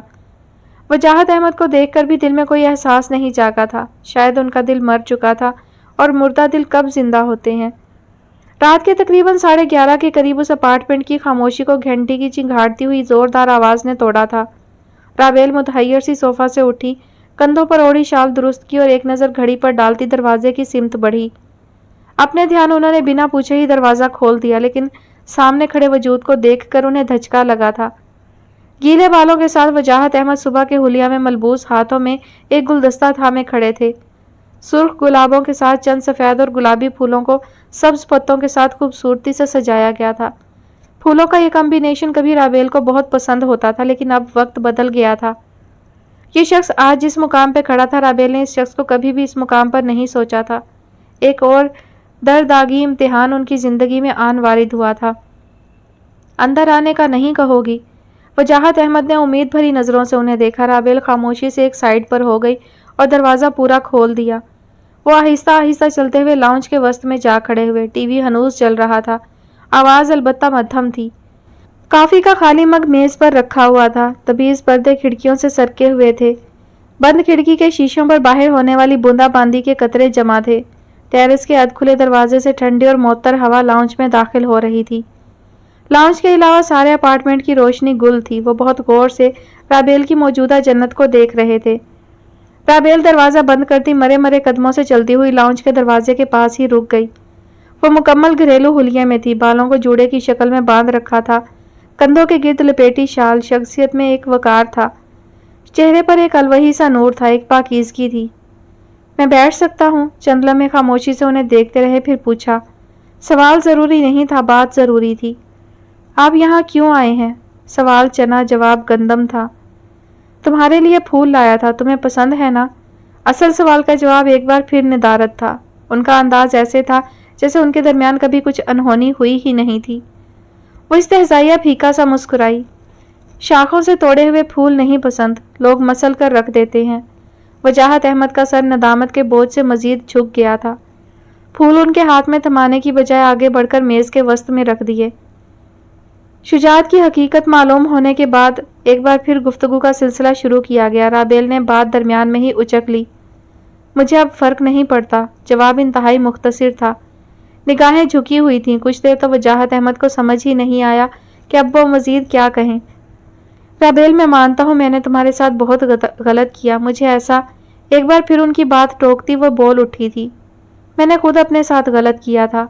وجاہت احمد نے چونک کر انہیں دیکھا۔ ان کی نگاہیں میز پر پڑے شاخوں سے توڑے گئے ان پھولوں پر تھی جن پہ پانی کی چند بوندیں واضح دکھائی دے رہی تھیں۔ شاید وہ انسان کے ہاتھوں محبت کے نام پہ ہونے والی اپنی خود ساختہ موت پر رو رہے تھے۔ میں نے تمہارا اعتبار نہیں کیا، ایک بار پھر ان کی آواز سنائی دی۔ میں نے ابا پہ نہیں کیا تھا۔ جواب دو بدو آیا تھا، اور جو آیا تھا وجاہت احمد کے لیے غیر متوقع تھا۔ میں نے تمہارا مان توڑا تھا۔ اس بار ان کی نگاہیں براہ راست رابیل کے چہرے پر جمی ان کے تاثرات پڑ رہی تھیں۔ میں نے ابا کا توڑا تھا۔ پھولوں پر پڑی نمی میں اضافہ ہونے لگا تھا۔ رابیل کو کم از کم ایسا ہی محسوس ہوا تھا۔ میری ذات تمہیں کوئی خوشی نہیں دے سکی رابیل۔ وہ تھکے تھکے سے صوفے پر بیٹھ گئے، دونوں ہاتھوں سے اپنا سر تھام لیا۔ میں ابا کو کوئی خوشی نہیں دے سکی تھی۔ اس بار آنسو ان کی آنکھ سے ٹپکا تھا۔ اس بار وہ اپنی خود ساختہ موت پر رو رہی تھی۔ میں نے بہت بار سوچا کہ میرے ساتھ یہ سب کیوں ہوا۔ محبت تو بہت لوگ کرتے ہیں، لیکن یہ سب میرے ساتھ ہی کیوں ہوا؟ پھر مجھے اپنی غلطی کا علم ہوا۔ چند آنسو ان کی رخساروں پر تھم سے گئے تھے۔ وہ آہستہ آہستہ چلتی ہوئی ایک صوفے پر جا بیٹھی۔ حقیقت بیان کرتے ہوئے انسان کو کھڑا نہیں رہنا چاہیے کہ اس کا کپکپاتا شریر مقابل کو اس کے کمزور ہونے کا اشارہ دے جاتا ہے۔ داستان بہت تلخ تھی، اس کو سنانے کے لیے وہ کھڑی نہیں رہ سکتی تھی۔ ساری غلطی میری ہی تو تھی۔ میں نے ابا کی محبت پہ آپ کی محبت کو ترجیح دی تھی۔ ابا کے مان اور یقین کو روندتے ہوئے آپ پر یقین کیا تھا۔ میرا مان تو ٹوٹنا ہی تھا۔ اپنی زندگی کا فیصلہ کرتے ہوئے میں نے ابا پہ اعتبار نہیں کیا تھا، تو آپ کو مجھ پر اعتبار کیسے آتا؟ ماضی کا آئینہ بہت گدلا تھا، لیکن اس میں نظر آتا رابیل کا عکس بہت واضح تھا۔ سارے گناہ، سارے کفارے میرے حصے میں ہیں۔ آپ اور ابا تو ہر الزام سے بری ہیں۔ رابیل نے ایک نظر اٹھا کر انہیں دیکھا۔ وہ انسان جو خود کو شکست خوردہ محسوس کر رہا تھا، وہ ان کی نظر میں فتح یاب تھا۔ آپ جائیں یہاں سے، آپ گناہگار نہیں ہیں، آپ کا دامن بالکل صاف ہے۔ ان کی آنکھ میں نمی تھی، لیکن وجاہت احمد کو تکلیف ان کے اجنبیت بھرے لہجے سے ہوئی تھی۔ رابیل، میں تمہیں گھر واپس لے جانا چاہتا ہوں۔ میں ایک بار پھر تمہارے ساتھ اپنی زندگی کا سفر شروع کرنا چاہتا ہوں۔ وہ اس بار تیزی سے کہتے اپنی بات مکمل کر گئے۔ میری زندگی کے اختتام کے بعد آپ اپنی زندگی شروع کرنا چاہتے ہیں؟ وہ ان کی بات پہ بے ساختہ ہنسی تھی۔ وجاہت احمد متحیر انہیں ہی دیکھ رہے تھے۔ ایسے وہ بہت کم ہنستی تھی۔ 25 سال پہلے آپ کے ساتھ کی خاطر بہت کچھ کھویا تھا میں نے، اپنا وقار، اپنا مان، اپنی عزت، اپنی انا، یہاں تک کہ اپنے رشتے بھی۔ اب وہ سب کہاں سے واپس لاؤں، ایک بار پھر سے کھونے کے لیے؟ رابیل، مر چکی ہے وجاہت، اور مردے صرف معجزوں سے ہی زندہ ہو سکتے ہیں۔ میری زندگی میں کوئی معجزہ نہیں ہو سکتا۔ رابیل پلیز میری بات سنو، میں شرمندہ ہوں مجھے۔ رابیل نے تڑپ کر انہیں دیکھا۔ کچھ مت کہیں خدارا، کچھ مت کہیں۔ مجھے آپ سے کچھ نہیں سننا، جو آپ چاہتے ہیں وہ ممکن نہیں ہے وجاہت۔ میری ایک درخواست ہے، پلیز میری زندگی سے کہیں دور چلے جائیں۔ آپ کو دیکھ کر مجھے بہت تکلیف ہوتی ہے۔ وہ حواس باختہ ہو رہی تھی۔ آنسو تھے کہ تھمنے کا نام ہی نہیں لے رہے تھے۔ آج وہ چاہتے تھے کہ رابیل ان کو سنے، لیکن آج وہ ان کی کوئی بات سننے کو تیار نہیں تھی، جیسے 20 سال پہلے وہ رابیل کی کوئی بات سننے کو تیار نہیں تھے۔ وقت ان کو ایک بار پھر اسی مقام پر لے آیا تھا۔ دنیا میں وقت سے بڑا کھلاڑی کوئی نہیں ہے۔ ایسی ایسی چالیں چل جاتا ہے کہ انسان کی عقل دنگ رہ جاتی ہے۔ ان کو ہنوز بیٹھا دیکھ کر وہ ایک جھٹکے سے اٹھ کھڑی ہوئی اور دروازہ کھول دیا، جو اس بات کا اشارہ تھا کہ وہ یہاں سے جا سکتے ہیں۔ آدھی رات بیت چکی تھی، گھڑی کی سوئیاں رات کے دوسرے پہر میں داخل ہو چکی تھیں، اور وہ گھر کا دروازہ کھولے انہیں جانے کا کہہ رہی تھی۔ وہ پسمردہ سے اٹھے اور خاموشی سے باہر نکل گئے۔ جانتے تھے وہ جذباتی ہے تو ضدی بھی ہے، اب اس کو کچھ بھی کہنا بیکار ہے۔ ان کے نکلتے ہی دروازہ بند کرتی وہ اندر چلی آئی۔ وہ رونا نہیں چاہتی تھی، لیکن آنسو آج خود بخود بہے جا رہے تھے۔ وہ جانتی تھی کہ وہ یہاں اس سے معافی مانگنے آئے تھے۔ ندامت ان کی آنکھوں سے جھلک رہی تھی۔ وہ ان سے محبت کرتی تھی، ان کا شرمندہ روپ کیسے دیکھ سکتی تھی؟ محبت بھی انسان سے کیسے کیسے ستم کروا جاتی ہے۔ انسان جس سے محبت کرتا ہے اسے جھکا ہوا کبھی نہیں دیکھنا چاہتا۔ رابیل نے ان کو ہمیشہ جیتا ہوا دیکھا تھا، آج وہ ان کو ہارا ہوا کیسے دیکھ سکتی تھی؟ وہ بہادر تو نہیں تھی، پھر بھی کیسے وہ ان کے سامنے کمزور نہ پڑ جاتی، اور وہ ان کے سامنے کمزور ہی تو نہیں پڑنا چاہتی تھی۔ ایک جنگل کا منظر تھا، آسمان زرد اور نارنجی معلوم ہو رہا تھا، جیسے شام ڈھل کر تاریک ہونے جا رہی تھی۔ اونچے اونچے درخت قطار در قطار تھے، 3 بچے کھیلتے کودتے آگے پیچھے بھاگے جا رہے تھے۔ وہ بچوں سے کچھ فاصلے پر تھی، ان سے بہت آگے بالکل خاموش کسی روبوٹ کی مانند سفید شرٹ میں ملبوس ایک شخص چل رہا تھا۔ بچے اسے پکار رہے تھے، لیکن وہ سب سے بے نیاز بالکل خاموش آگے بڑھ رہا تھا۔ بچے بھی اس کے پیچھے لپکنے کی کوشش میں بھاگنے لگے تھے۔ ان کے پیچھے آتی رابیل نے بے چین ہو کر ان کو پکارنا چاہا، لیکن وہ دور سے دور تر ہوتے گئے۔ رابیل نے ان کو بلانا چاہا، لیکن وہ رابیل کی آواز نہیں سن پا رہے تھے۔ دائیں جانب سے اچانک ہجوم کا ایک ریلا آیا اور ان کا آشیانہ بکھر سا گیا۔ سب کہیں اس ہجوم میں کھو گئے تھے۔ رابیل بے اختیار چلائی تھی، لیکن آواز ان کی حد سماعت سے نکل چکی تھی۔ ہجوم تھما تو وہ ایک بیابان جنگل میں اکیلی کھڑی تھی۔ ان کے ارد گرد کوئی بھی نہیں تھا، سب حیولے غائب ہو چکے تھے۔ سفید شرٹ میں ملبوس انسان کسی ٹرانس کی کیفیت میں ان سے بہت دور جاتا دکھائی دے رہا تھا۔ رابیل اس کو پکارتی ہوئی اس کے پیچھے لپکی تھی، لیکن وہ بھاگ نہیں پا رہی تھی۔ قدم ان کا ساتھ نہیں دے رہے تھے۔ وہ بھاگتے بھاگتے گر گئی تھی کہ ان کے ہاتھ زخمی ہو گئے تھے اور آنکھوں سے آنسو بہنے لگے تھے۔ رابیل ہڑبڑا کر اٹھی، ان کی سانس پھولی ہوئی تھی۔ وہ ایک ڈراؤنا خواب دیکھ رہی تھی۔ ڈراؤنے خوابوں کا یہ سلسلہ نہ ختم ہونے والا تھا۔ ان کا سر چکرا رہا تھا۔ وہ کب صوفے پر بیٹھی بیٹھی سو گئی تھی ان کو اندازہ ہی نہیں ہو سکا۔ وہ اٹھی اور کچن میں جا کر پانی کا پورا گلاس ایک ہی سانس میں پی گئی۔ سانس کچھ بحال ہوئی تو وقت کا تعین کرنے کو کلاک پر نظر دوڑائی۔ صبح کے 4:30 بج رہے تھے۔ دور کہیں اذان کی آواز سنائی دے رہی تھی۔ ٹی وی کی مدھم سی آواز گھر بھر میں گونج رہی تھی۔ رابیل نے خود میں اتنی ہمت بھی مفقود پائی کہ وہ ریموٹ سے چلتا ٹی وی ہی بند کر سکتی۔ یوں ہی چلتا چھوڑ کر وہ نماز پڑھنے کی نیت سے کمرے کی جانب بڑھ گئی۔ دل بہت پریشان سا تھا۔ کوئی نافہم سا اندیشہ تھا جو ان کے دل میں بیٹھ سا گیا تھا۔ ایک اندیکھا سا خوف تھا جو ان کے وجود میں اترنے لگا تھا۔ نماز پڑھنے کے بعد وہ کچھ دیر کے لیے ٹیرس پر آ کر کھڑی ہوئی۔ دل کا ایک کونا ابھی بھی بے سکون تھا۔ رات ہونے والی بارش کی وجہ سے موسم خوشگوار ہو گیا تھا، لیکن موسم کی یہ تبدیلی بھی ان کی طبیعت پر کوئی خوشگوار اثر نہیں چھوڑ سکی تھی۔ جانے کتنا ہی وقت بیت گیا، نومولود صبح دن کی چمکیلی دھوپ میں بدلنے لگی تھی۔ آج انہیں فرصت تھی کہ انہیں یونیورسٹی نہیں جانا تھا۔ وہ مزید سونا چاہتی تھیں۔ چائے بنانے کا ارادہ لیا وہ اندر آئیں۔ چائے کا پانی چولہے پر چڑھانے کے بعد ان کا پہلا خیال بچوں کی جانب گیا، لیکن اسی لمحے ٹی وی سے چلاتی اینکر نے ان کی توجہ اپنی جانب مبذول کروا لی۔ ایک انتہائی افسوسناک خبر ملی ہے کہ نیشنل ہائی وے پر بیرسٹر وجاہت احمد کی گاڑی کو خوفناک حادثہ پیش آیا ہے۔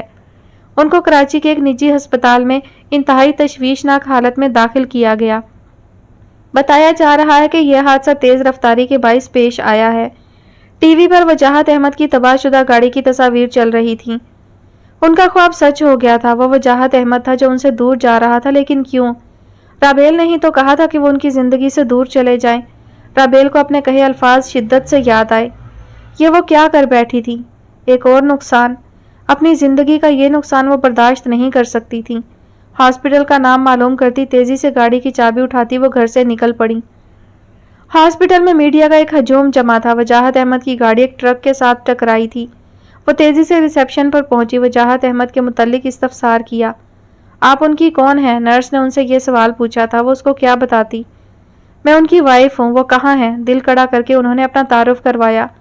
آپ ہمارے ساتھ آئیں۔ اسی دوران ایک ڈاکٹر چلا آیا تھا۔ ان کی بابت معلوم ہوا تو وہ ان کو ساتھ لیے ایک پرائیویٹ روم کی جانب بڑھا۔ بازو اور ماتھے پر سفید پٹی میں جکڑا یہ وہ وجاہت احمد نہیں تھا جو رات ان کے سامنے پھول تھامے کھڑا تھا۔ بازو میں ڈرپ کی سوئی لگی ہوئی تھی اور چہرے پر ہاتھوں پر جگہ جگہ خراشیں تھیں۔ خطرے والی کوئی بات نہیں ہے۔ چند ایک خراشوں کے علاوہ بازو اور سر پر معمولی نوعیت کی چوٹ کے علاوہ کوئی گہری چوٹ نہیں آئی ہے۔ کچھ دیر میں انہیں ہوش آ جائے گا۔ جس بری طرح سے ان کی گاڑی کا نقصان ہوا ہے، ایسے میں ان کا بچ جانا ایک معجزہ ہی ہو سکتا ہے۔ ڈاکٹر انہیں تسلی دے رہا تھا۔ یہ معجزہ رابیل کی زندگی میں ہی ہوا تھا۔ کیوں کر ہوا تھا وہ جانتی تھی۔ وہ اپنے رب کی طرف سے بھیجے گئے اس شخص کی آمد کو سمجھ ہی نہ سکی تھی۔ وجاہت کا پلٹ آنا تو اللہ کی طرف سے ان کے صبر کا انعام تھا، اس آزمائش کا صلہ تھا جو انہوں نے ماضی میں برداشت کی تھی۔ برسوں پہلے جس شخص نے ان کی پاک دامنی پہ سوال اٹھایا تھا، اللہ نے اسی کے ہاتھوں ان کی ذات کی سچائی کو بھی ثابت کیا تھا۔ ان کی توبہ قبول ہو گئی تھی۔ یہ شخص ان کو ان کی جنت میں واپس لے جانے آیا تھا۔ کئی سال پہلے انہوں نے ایک غلطی کی تھی، لیکن آج وہ انہی خوشیوں سے منہ موڑ کر ایک گناہ کرنے جا رہی تھیں۔ ناشکری خوشیوں کو گھٹا دیتی ہے۔ وہ شکوہ شکایات کرنے والی ناشکری عورت تو کبھی بھی نہیں تھی کہ اپنے گھر آئی خوشیوں کو یوں دھتکار دیتی۔ برسوں پہلے بھی انہوں نے اپنے باپ کا دل دکھا کر ایک گناہ کیا تھا اور اب ندامت کے احساس سے پلٹے اس شخص کو مایوس لوٹا کر وہ ایک اور گناہ کرنے جا رہی تھی۔ ابھی دیر نہیں ہوئی تھی۔ توبہ کا در کھلا تھا۔ انہیں ایک غلطی دہرانے پہ اللہ سے معافی مانگنی تھی اور دنیا کی نظروں میں سرخرو ہونے پہ اسی خدا کا شکر ادا بھی کرنا تھا۔ جائے نماز پہ بیٹھے دعا مانگتے جانے انہیں کتنی دیر گزر چکی تھی۔ سجدے میں پڑا ان کا وجود ہچکیاں لے رہا تھا جب کسی نے ان کے کندھے پر ہاتھ کا دباؤ ڈال کر انہیں اٹھانا چاہا تھا۔ رابیل دھیرے سے اٹھی، چہرہ آنسوؤں سے تر تھا۔ آنکھیں رگڑی تو مقابل کا چہرہ واضح ہوا۔ بی جان اس کے برابر فرش پر بیٹھی ہوئی تھی۔ بی جان، ان کے لب پھڑ پھڑائے تھے۔ بی جان نے کچھ بھی کہے بنا اپنے ہاتھ ان کے سامنے جوڑے۔ رابیل نے تڑپ کر ان کے ہاتھوں پر اپنا ہاتھ رکھ کر انہیں گلے سے لگا لیا۔ کچھ باتیں انسان ساری زندگی نہیں کہہ پاتا، حروف کھو سے جاتے ہیں۔ ان کا کہنا نہیں محسوس کرنا ضروری ہوتا ہے، کیونکہ کہتے ہیں کہ خاموشی کی بھی ایک زبان ہوتی ہے۔ رابیل اور بی جان کے مابین خاموشی بھی ایک زبان اختیار کر چکی تھی۔ انہیں کچھ کہنے کی ضرورت نہیں تھی، وہ ان کے سینے سے لگی ان کی شرمندگی، ندامت کو اپنے آنسوؤں سے دھو رہی تھی۔ رابیل، وجاہت کو ہوش آ چکا ہے، تم چاہو تو اس سے مل سکتی ہو۔ یہ بات ان سے کہنے والے حشمت احمد تھے۔ انہیں بھی یہ خبر شاید ٹی وی سے ہی معلوم ہوئی تھی۔ وہ سب اس وقت ہاسپٹل میں موجود تھے۔ وہ بنا چاہ پیدا کیے اندر داخل ہوئی اور کمرے کے دروازے کے قریب ہی کھڑی ہو گئی۔ آگے جانے کی ہمت ہی نہیں تھی۔ سامنے بیڈ پہ وجاہت احمد آنکھیں موندے لیٹے تھے۔ وہیں کھڑی رہو گی، آگے نہیں آؤ گی؟ وہ شخص شاید آج بھی ان کے وجود کو اپنے ارد گرد محسوس کر جاتا تھا۔ وہ آہستہ آہستہ چلتی ہوئی چند قدم مزید آگے بڑھی اور بیڈ کے کنارے سے لگ کر کھڑی ہو گئی۔ کتنا بدقسمت ہوں میں، تمہیں ایک آخری خوشی دینا چاہتا تھا، لیکن مجھے تو موت بھی گلے نہیں لگانا چاہتی۔ پھر سے تمہاری دنیا میں واپس بھیج دیا۔ میں نے اتنا دور جانے کا تو نہیں کہا تھا۔ بیڈ کے سرہانے کھڑی وہ انہیں شاکی نظروں سے دیکھ رہی تھی۔ آواز میں نمی کی آمیزش شامل تھی۔ وجاہت نے ذرا سی آنکھیں واہ کر کے انہیں دیکھا، نکاہت سے پھر آنکھیں موند لیں۔ آپ ہمیشہ میرے ساتھ ایسا ہی کرتے ہیں، پہلے کبھی میری کوئی بات نہیں مانی تو کیا یہ ماننا ضروری تھی؟ وجاہت احمد نے چونک کر انہیں دیکھا، بے اختیار دو آنسو آنکھوں سے بہہ نکلے۔ رابیل پلیز واپس آ جاؤ، تمہارے بغیر اب زندگی کا تصور نہیں کر سکتا۔ وہ آس بھری نظروں سے رابیل کو ہی دیکھ رہے تھے۔ ان کے دل میں یہ محبت، یہ عقیدت اللہ ہی نے تو ڈالی تھی، وہ کیسے اس سے منہ موڑ سکتی تھیں؟ یہ ان کے صبر کا صلہ تھا، ان کی خاموشی کا انعام تھا کہ وہ ان کی نظروں میں سرخرو ٹھہرائی گئی تھی۔ اسی لمحے ان کا اسبات میں ہلتا سر وجاہت احمد کو زندگی دے گیا تھا۔ ابا، میں اکثر سوچا کرتی تھی کہ اس ڈائری کے آخری صفحات خالی کیوں ہیں؟ آپ نے پوری ڈائری لکھ ڈالی، لیکن آخری چند اوراق کورے کیوں رہنے دیے؟ اب میں جان گئی ہوں ابا، آپ چاہتے تھے کہ میں اپنا دکھ، اپنی تکلیف آپ کو لکھ کر بتاؤں۔ شاید آپ اس کو سننے کا حوصلہ نہیں رکھتے تھے، لیکن ابا اب میں آپ کو اپنا کوئی دکھ نہیں بتاؤں گی، کیونکہ ایک ڈراؤنا ماضی ڈراؤنے خواب کی طرح ہوتا ہے، جسے جتنی جلدی ممکن ہو بھول جانا چاہیے۔ میں بھی اب اس کو بھول جانا چاہتی ہوں۔ وجاہت احمد کی اسٹڈی میں براؤن اور گرین لیدر کی کرسی پر براجمان رابیل کے ہاتھ اس کالی ڈائری کے آخری صفحات پر تیز تیز چل رہے تھے۔ سال کا آخری مہینہ تھا، ماہ دسمبر۔ اسلام آباد کی سردی اپنے عروج پر تھی۔ جانے کیا بات ہے کہ ماہ دسمبر ہمیشہ اپنے ساتھ ڈھیروں اداسیاں لے کر آتا ہے۔ سارے سال کے کام رہ رہ کر انسان کو یاد آتے ہیں۔ نیا سال شروع ہونے تک خود احتسابی کا ایک سلسلہ چلتا رہتا ہے، پھر وہی نیا سال، نئے عہد، نئے کام۔ رات کے 12 بجنے والے تھے۔ وجاہت احمد اپنے کمرے میں سو رہے تھے۔ پچھلے چند ماہ سے وہ بہت پرسکون نیند سونے لگے تھے۔ آسمان صاف تھا اور 14ویں کا چاند بہت روشن تھا۔ رابیل کمرے کی کھڑکی میں کھڑی اسے دیکھ رہی تھی۔ ایک خاموش نظر وجاہت پر ڈالی، اسی خاموشی سے ان کی اسٹڈی کی جانب چل دی۔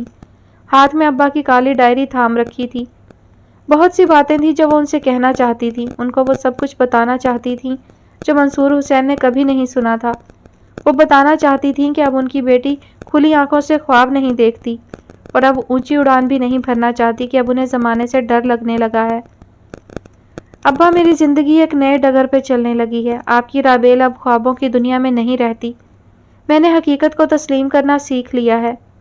ابا، خود احتسابی بہت مشکل امر ہے، لیکن میں جانتی ہوں میری غلطی کیا ہے۔ مجھے آج آپ سے ایک اعتراف کرنا ہے کہ اپنی زندگی کا فیصلہ کرتے ہوئے مجھے آپ کو اعتماد میں لینا چاہیے تھا۔ آپ کو اپنا رازدان بناتے ہوئے آپ پہ اعتبار کرنا چاہیے تھا۔ میں کہیں بھی رہوں، مجھے اس بات کا ہمیشہ افسوس رہے گا۔ ابا، اس گھر میں پچھتاوے کی آگ میں میری طرح بی جان بھی جلنے لگی ہیں۔ وہ بہت چپ سی رہنے لگی ہیں، بالکل خاموش۔ میں جانتی ہوں ان کی زندگی میں بھی ایک اگر اور شاید آ گیا ہے، اور اس اگر اور شاید کی تکلیف بہت زیادہ ہوتی ہے۔ وہ کہتی ہیں اگر انہوں نے شجاعت احمد کو ان کی پہلی غلطی کی سزا بھگتنے دی ہوتی تو شاید آج حالات مختلف ہوتے۔ مجھے نہیں معلوم ابا کہ میں کیسے انہیں اس دکھ سے نکالوں۔ وہ دونوں ایئرپورٹ کے احاطہ میں آمنے سامنے کھڑے تھے، ایک دوسرے کا ہاتھ تھامے، کچھ اداس سے۔ آج کی فلائٹ سے علیزہ 2 سال کے اسکالرشپ پروگرام کے تحت امریکہ جا رہی تھی۔ معیز اسے ایئرپورٹ چھوڑنے آیا تھا۔ ان دونوں کے ولیمہ کی دعوت علیشبہ کے نکاح کے اگلے روز دی گئی تھی۔ علیزہ کی خواہش پہ ولیمہ کی دعوت بہت سادگی سے سر انجام پائی تھی۔ لوگوں کے لیے دل کھول کر خرچ کرنے والی علیزہ اپنے لیے اتنی ہی سادگی پسند تھی، بالکل منصور حسین کی طرح۔ میں تمہیں بہت مس کروں گا۔ میں کوشش کروں گی جلدی آ جاؤں۔ आई लव यू अलीज़ा, और वो धीमा सा मुस्कुरा दी। मोहब्बत का यही इजहार मोइज़ अब अक्सर करता था। अपना ख्याल रखिएगा। मोइज़ ने एक गहरी सांस भरी, पैंट की जेब में हाथ उड़से। ये लड़की वाकई सबसे मुख्तलिफ थी। मोहब्बत को भी अना के खोल में मकीद किए बैठी थी, लेकिन अब मोइज़ को उसकी अना भी उसकी तरह ही अजीज़ थी, क्योंकि उसकी स्याह आंखों में अब सिर्फ मोइज़ अहमद का अक्स था। मेरे अच्छे अब्बा, आज मैंने जाना है कि ज़िंदगी रेल की गाड़ी की तरह दो ट्रैक पर चलती है। एक ट्रैक खुशी का होता है, एक गम का, मसाइब का, मुश्किलात का, और ये दोनों साथ साथ चलते रहते हैं। एक पल खुशी का है तो अगला पल शायद गम का होता है। कुछ गम छोटे होते हैं, हम बहुत जल्दी उनमें निकल आते हैं, लेकिन कुछ गम बहुत बड़े महसूस होते हैं।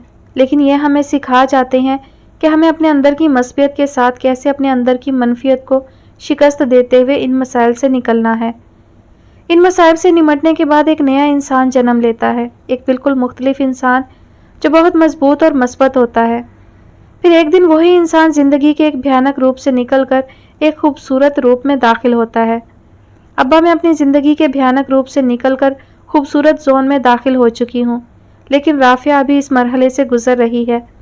वो खुद को इस खानदान के हवाले से आज़ाद करके अमेरिका चली गई है, ज़रीन साहिबा के पास। वो कहती है कि वो अब एक खुद मुख्तार और आज़ाद औरत की हैसियत से खुद को मनवाएंगी। शुजात अहमद ने तो उसे कभी औरत होने का मान नहीं दिया था, बीवी होने का कैसे देता।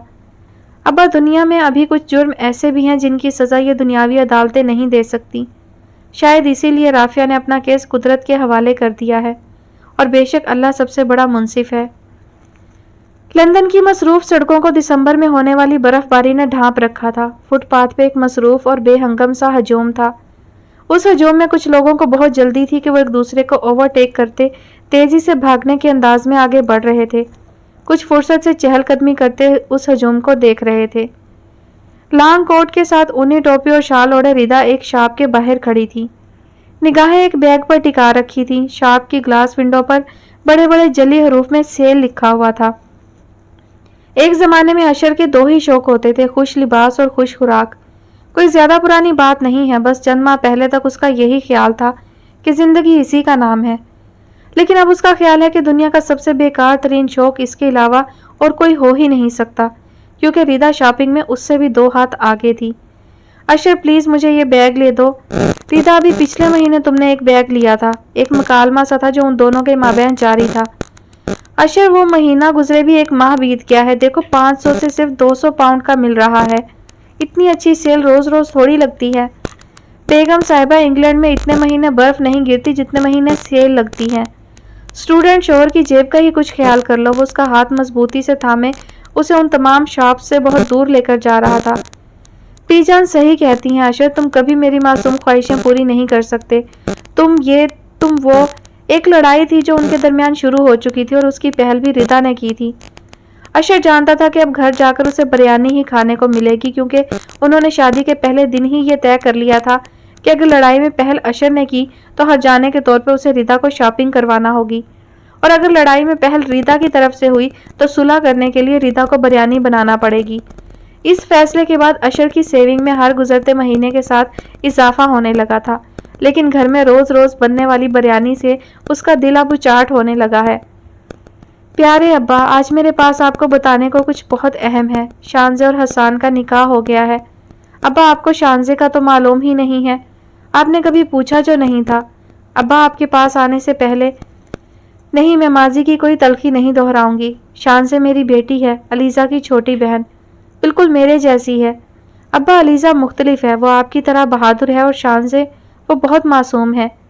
चंद हफ्ते पहले निगार ने हसान के लिए उसका रिश्ता मांगा था। बीजान ने मंगनी की बजाय उनको निकाह के बंधन में बांध दिया है। उनका ख्याल है कि निकाह से मजबूत कोई बंधन नहीं होता। अच्छा फैसला किया है बीजान ने।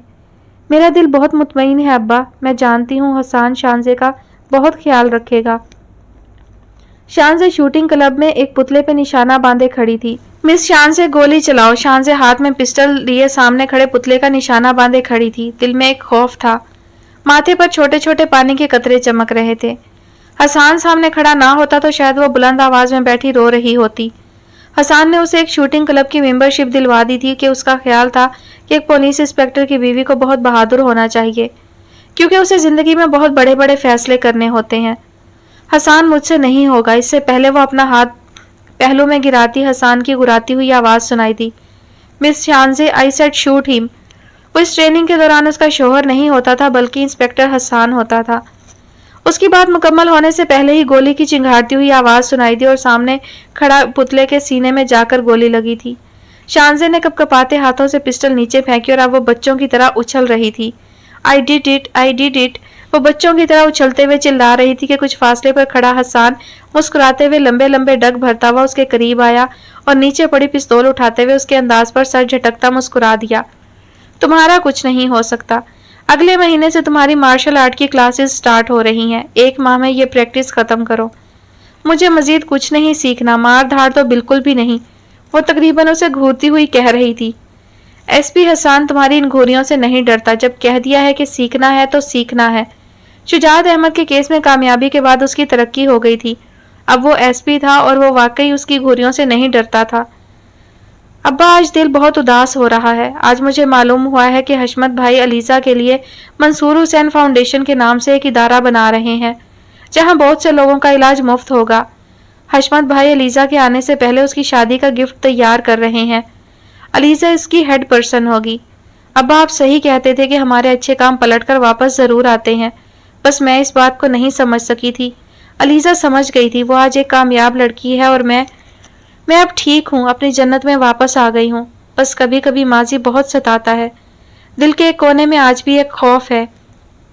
ہم لڑکیوں کو بہت پھونک پھونک کر قدم رکھنا چاہیے۔ ہمیں بہت مضبوط کردار کی ہونا چاہیے۔ کسی ایک شہزادے کی زندگی میں آ جانے سے اپنے ماں باپ کی ساری زندگی کی ریاضت کو برباد نہیں کر دینا چاہیے۔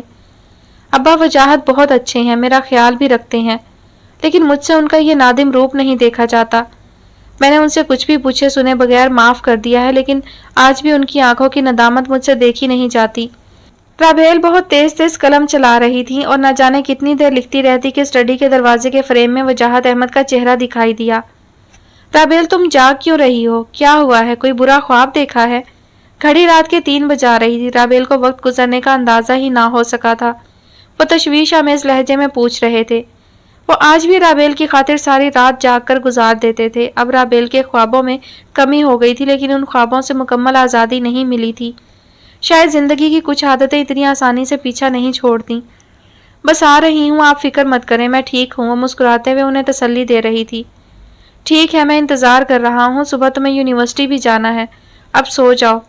ان کا پیار، ان کا خیال اب بھی بالکل پہلے کی طرح ہی تھا۔ رابیل نے اس بات میں سر ہلا دیا تو وہ واپس پلٹ گئے۔ اچھا ابا میں اب چلتی ہوں، بہت دیر ہو گئی ہے۔ صبح سب سے پہلے تو مجھے آلیان کی جرابیں ڈھونڈنی ہوں گی، پھر یونیورسٹی بھی جانا ہے۔ آلیان کون ہے؟ ارے میں نے اس کے بارے میں تو آپ کو بتایا ہی نہیں۔ آلیان میرا بیٹا ہے، آپ کا نواسا۔ باقی تفصیل ابا آپ کو پھر کسی روز بتاؤں گی۔ میرے سب سے اچھے ابا، آپ کی نافرما۔ شاید کچھ حقیقتوں کو صرف کہنا ہی نہیں، لکھنا بھی بہت مشکل ہوتا ہے۔ رابیل نے بھی اپنی حقیقت بنا لکھے یوں ہی چھوڑ دی تھی۔ مما میری جرابیں نہیں مل رہی۔ یہ رابیل کی ہر صبح کا معمول تھا کہ یونیورسٹی کے لیے تیار ہوتے ہی ان کا پہلا کام ہوتا تھا آلیان کے کمرے میں جانا۔ روز اس کی جرابیں گم ہو جاتی تھی، حالانکہ وہ رات کو ہی اس کے بیڈ پہ اس کی ہر چیز تیار کر کے سوتی تھی، لیکن نہ جانے کیسے صبح وہ واقعی نہیں ملتی تھی، اور اسی ڈھونڈنے کے عمل میں ان کے 15 منٹ ضائع ہو جاتے تھے۔ اس دوران وہ مطمئن سا یونیورسٹی کے لیے تیار ہوتا رہتا تھا۔ یہ لو، وہ بلیک نہیں مل رہی، اب یہ بلو ہی پہن لو۔ تھک ہار کر وہ اسے دوسرا جوڑا دے دیتی تھی، جسے وہ شکریہ کہتے فوراً دبوچ لیتا تھا۔ وہ بھی اس کی ماں تھی۔ روز ڈریسنگ کے آخری دراز سے جھلکتی سیاہ جرابیں انہیں بخوبی نظر آ جاتی تھی، لیکن وہ اپنے بیٹے کا مان کیسے توڑ سکتی تھی؟ وہ یہ سب اسی لیے تو کرتا تھا۔ وہ چاہتا تھا کہ اس کے تیار ہونے سے لے کر اس کے یونیورسٹی جانے تک رابیل اس کے ساتھ رہے۔ وہ ہر روز صبح اپنی ماں کو اپنے پاس دیکھنا چاہتا تھا۔ وہ یہ بات کہتا نہیں تھا، لیکن اپنی چیزیں گھما کر یوں ہی اپنے ارد گرد مصروف رکھتا تھا۔ رابیل مسکراہٹ دبائے خوشی خوشی اس کے اس کھیل کا حصہ بن جاتی تھی۔ اچھا مما، ڈنر پہ ملاقات ہوگی، لنچ پہ تو آپ کے بادشاہ اکبر آپ کے ساتھ ہوں گے، ہمیں کون لفٹ کروائے گا؟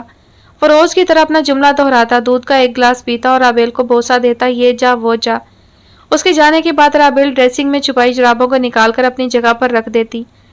وجاہت احمد کی گاڑی یونیورسٹی کے گیٹ کے سامنے آ کر رکی تھی۔ رابیل نے اپنا ٹرانسفر اسلام آباد کی ایک یونیورسٹی میں کروا لیا تھا اور روز انہیں وجاہت احمد یونیورسٹی چھوڑنے آتے تھے۔ फ्रंट सीट पर राबेल मुकम्मल इस्तेहकाक से बैठी हुई थी। वो ब्लैक और पिंक कंट्रास्ट के गर्म सूट में मलबूस थी। इस्लामाबाद में सर्दी का एहसास भी खासा था, इसीलिए वाइट जर्सी के साथ कंधों पर ब्राउन शाल भी ओढ़ रखी थी और गले में आज भी कुंदन की जंजीर पूरी ताब से चमकती दिखाई देती थी। लंच टाइम का याद रखना। वो अपनी तरफ का दरवाज़ा खोल रही थी जब वजाहत अहमद की आवाज़ सुनाई दी। ठीक है, मैं आ जाऊंगी, आप भी अब घर जाएं। रुख मोड़कर उन्हें तनबीह की। वो जानती थी कि वो उन्हें यहाँ छोड़कर घर नहीं जाते हैं, बल्कि 4-5 घंटे यहीं रहकर उनका इंतजार करते हैं। राबेल, तुम्हारी रिटायरमेंट के बाद हम भी आलियान के साथ ही ऑस्ट्रेलिया शिफ्ट कर जाएंगे, यहाँ से दूर, ठीक है? राबेल ने चौंक कर उन्हें देखा। एक बार फिर से फैसला वजाहत अहमद करने लगे थे, लेकिन इस बार उनके हर फैसला में राबेल की मुकम्मल रजामंदी शामिल होती थी। उनकी मर्जी के बगैर वो कुछ नहीं करते थे। वो मुस्कुराकर अस्पात में सर हिलाती यूनिवर्सिटी के गेट की जानिब बढ़ गई। उनका पीछा करते वजाहत अहमद की आंखों में आज भी नदामत के जुगनू थे। अनजाने में राबेल नूर ने वजाहत अहमद को वही सजा दे दी थी जो मंसूर हुसैन ने राबेल को दी थी। बिना कुछ कहे सुने माफ कर देना। इंसान जब किसी से माफी मांग लेता है, अपने दिल की नदामत का इजहार कर देता है, अपने दिल का गुबार आंसुओं की सूरत निकाल देता है, तो उसका दिल बहुत हल्का हो जाता है। वो एक बोझ से आज़ाद हो जाता है। लेकिन नदामत के ये आंसू आज भी वजाहत अहमद के अंदर ही जमा थे। राबेल के पास तो मंसूर हुसैन के अल्फाज थे जो उन्हें जिंदगी देते थे, लेकिन वजाहत अहमद का दामन आज भी खाली था। उनकी जीस्त ला हासिल थी और राबेल आज भी उनके गम से बेखबर थी। और बिल आखिर एक अहद का इख्तिताम हुआ, एक सफ़र की शुरुआत के लिए। ख़त्म शुद। जी डियर लिसनर्स, तो कहानी का इख्तिताम हुआ है यहाँ पर।